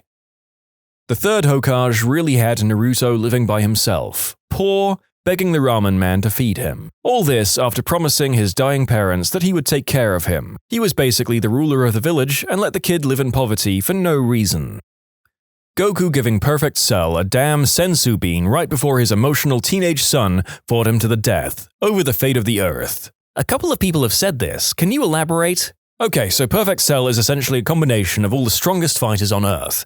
Fighters who have killed planet-destroying monsters, or a being who killed them all in an alternate timeline. Goku, in some sort of bizarre test, fought Cell and won, but didn't kill him, instead he healed him, which brought him to beyond his full strength thanks to alien biology, and made his son fight him for the fate of the planet, just to see if Earth will be okay if Goku dies. This led to his own death, giving his son PTSD, causes the end of the world in the next arc, thanks to Rival becoming evil thanks to a lack of a sparring partner whose power releases an intergalactic demon who destroys Earth. Dragon Ball is weird, I know, and makes both of his sons fatherless for the greater half of their childhood. The parents and parent trap. Let's separate our twins, take one each, and never tell our respective child that she has a sister. What the frick? Mr. Krabs drove his rival Plankton to take his own life by stalking and harassing him in a Pearl costume in the one-course meal episode of SpongeBob SquarePants. What about when SpongeBob and Mr. Krabs actively attempted to cover up what they thought was a murder? Also, didn't Bubble Buddy basically just watch a guy drown? There was some dark crap in SpongeBob. Fun fact, one of the recent SpongeBob episodes legitimately referenced Squidward trying to take his own life. Basically, Squidward and SpongeBob had to deliver a Krabby Patty to a bizarre mind-frickery land. Squidward tried to escape from the place by opening a series of doors until a jump scare of Squidward's face showed up. The UK version removed that part for some reason. Just saw an episode of Teen Titans the other day, and they spent nearly a whole episode trying to escape this witch that had mind-controlled them and was trying to eat them. When they finally trap her back in the cursed pie, it's a weird episode, they leave it outside the door of the teenage supervillain group so that they will get eaten. I can't frame this in any other way than attempted murder. Teen Titans, don't go.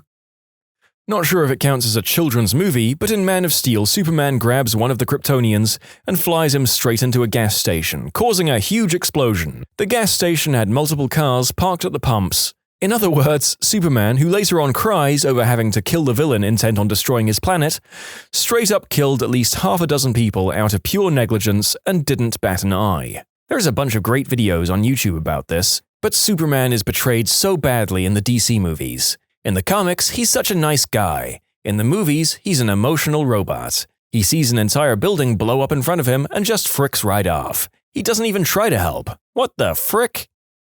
I'm sure the Man of Steel doesn't count as a kids movie as well. I was just desperate to be able to comment on one of the few things that I've actually seen in this collection of stories. Yes, Clark kills a whole bunch of people, and yes, he gives about 1,000th of a frick about it as he does for killing one genocidal Kryptonian general. Hey, remember when in Spider-Man Far From Home, Tony Stark left a high schooler an advanced military drone system with no instructions on how to use it?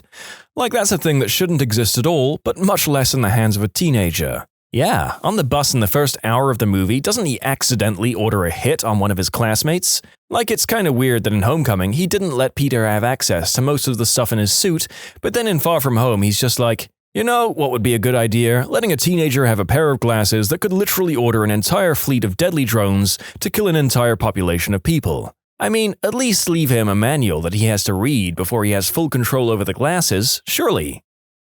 As told by Ginger. Fricking Dodie. Rather be popular and wanted than be a good friend to Ginger. I loved As Told by Ginger growing up, and Dodie was the biggest irritant on the show by far. Any little sliver of a chance that she could become popular, she'd drop Ginger and Macy in a heartbeat, only to come crawling back when it blew up in her face. Oh, that one kid, Greg? I don't know, from Diary of a Wimpy Kid. He fricking shuns his best friend for clout, breaks his arm, throws kids in a ditch in the rain, craps on his friend's comic idea, and blames his friend for getting him fired from being a hall monitor. At the beginning of Megamind, when they were just school kids, Metro Man is literally responsible for turning Megamind to villainy by ostracizing and bullying him. It turned out okay in the end, but it's bothersome he never addressed or apologized for his behavior.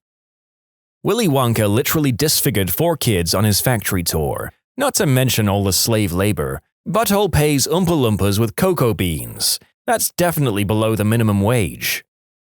In the first Harry Potter, Dumbledore gets to the end of the year when they count up all the points to see who was the best house. Gryffindor are dead last and Slytherin in first place, like literally 150 points ahead. Dumbledore announces Slytherin is the winner, but then he's like, "Hold up, I've got a couple of announcements for the final tally. Ron is good at chess, 50 points. Hermione is smart, 50 points. Harry is low-key the bravest guy I know, 100 points. Checks calculations, Gryffindor and Slytherin are tied. And Neville was able to have a direct conversation. 5 points. Gryffindor wins!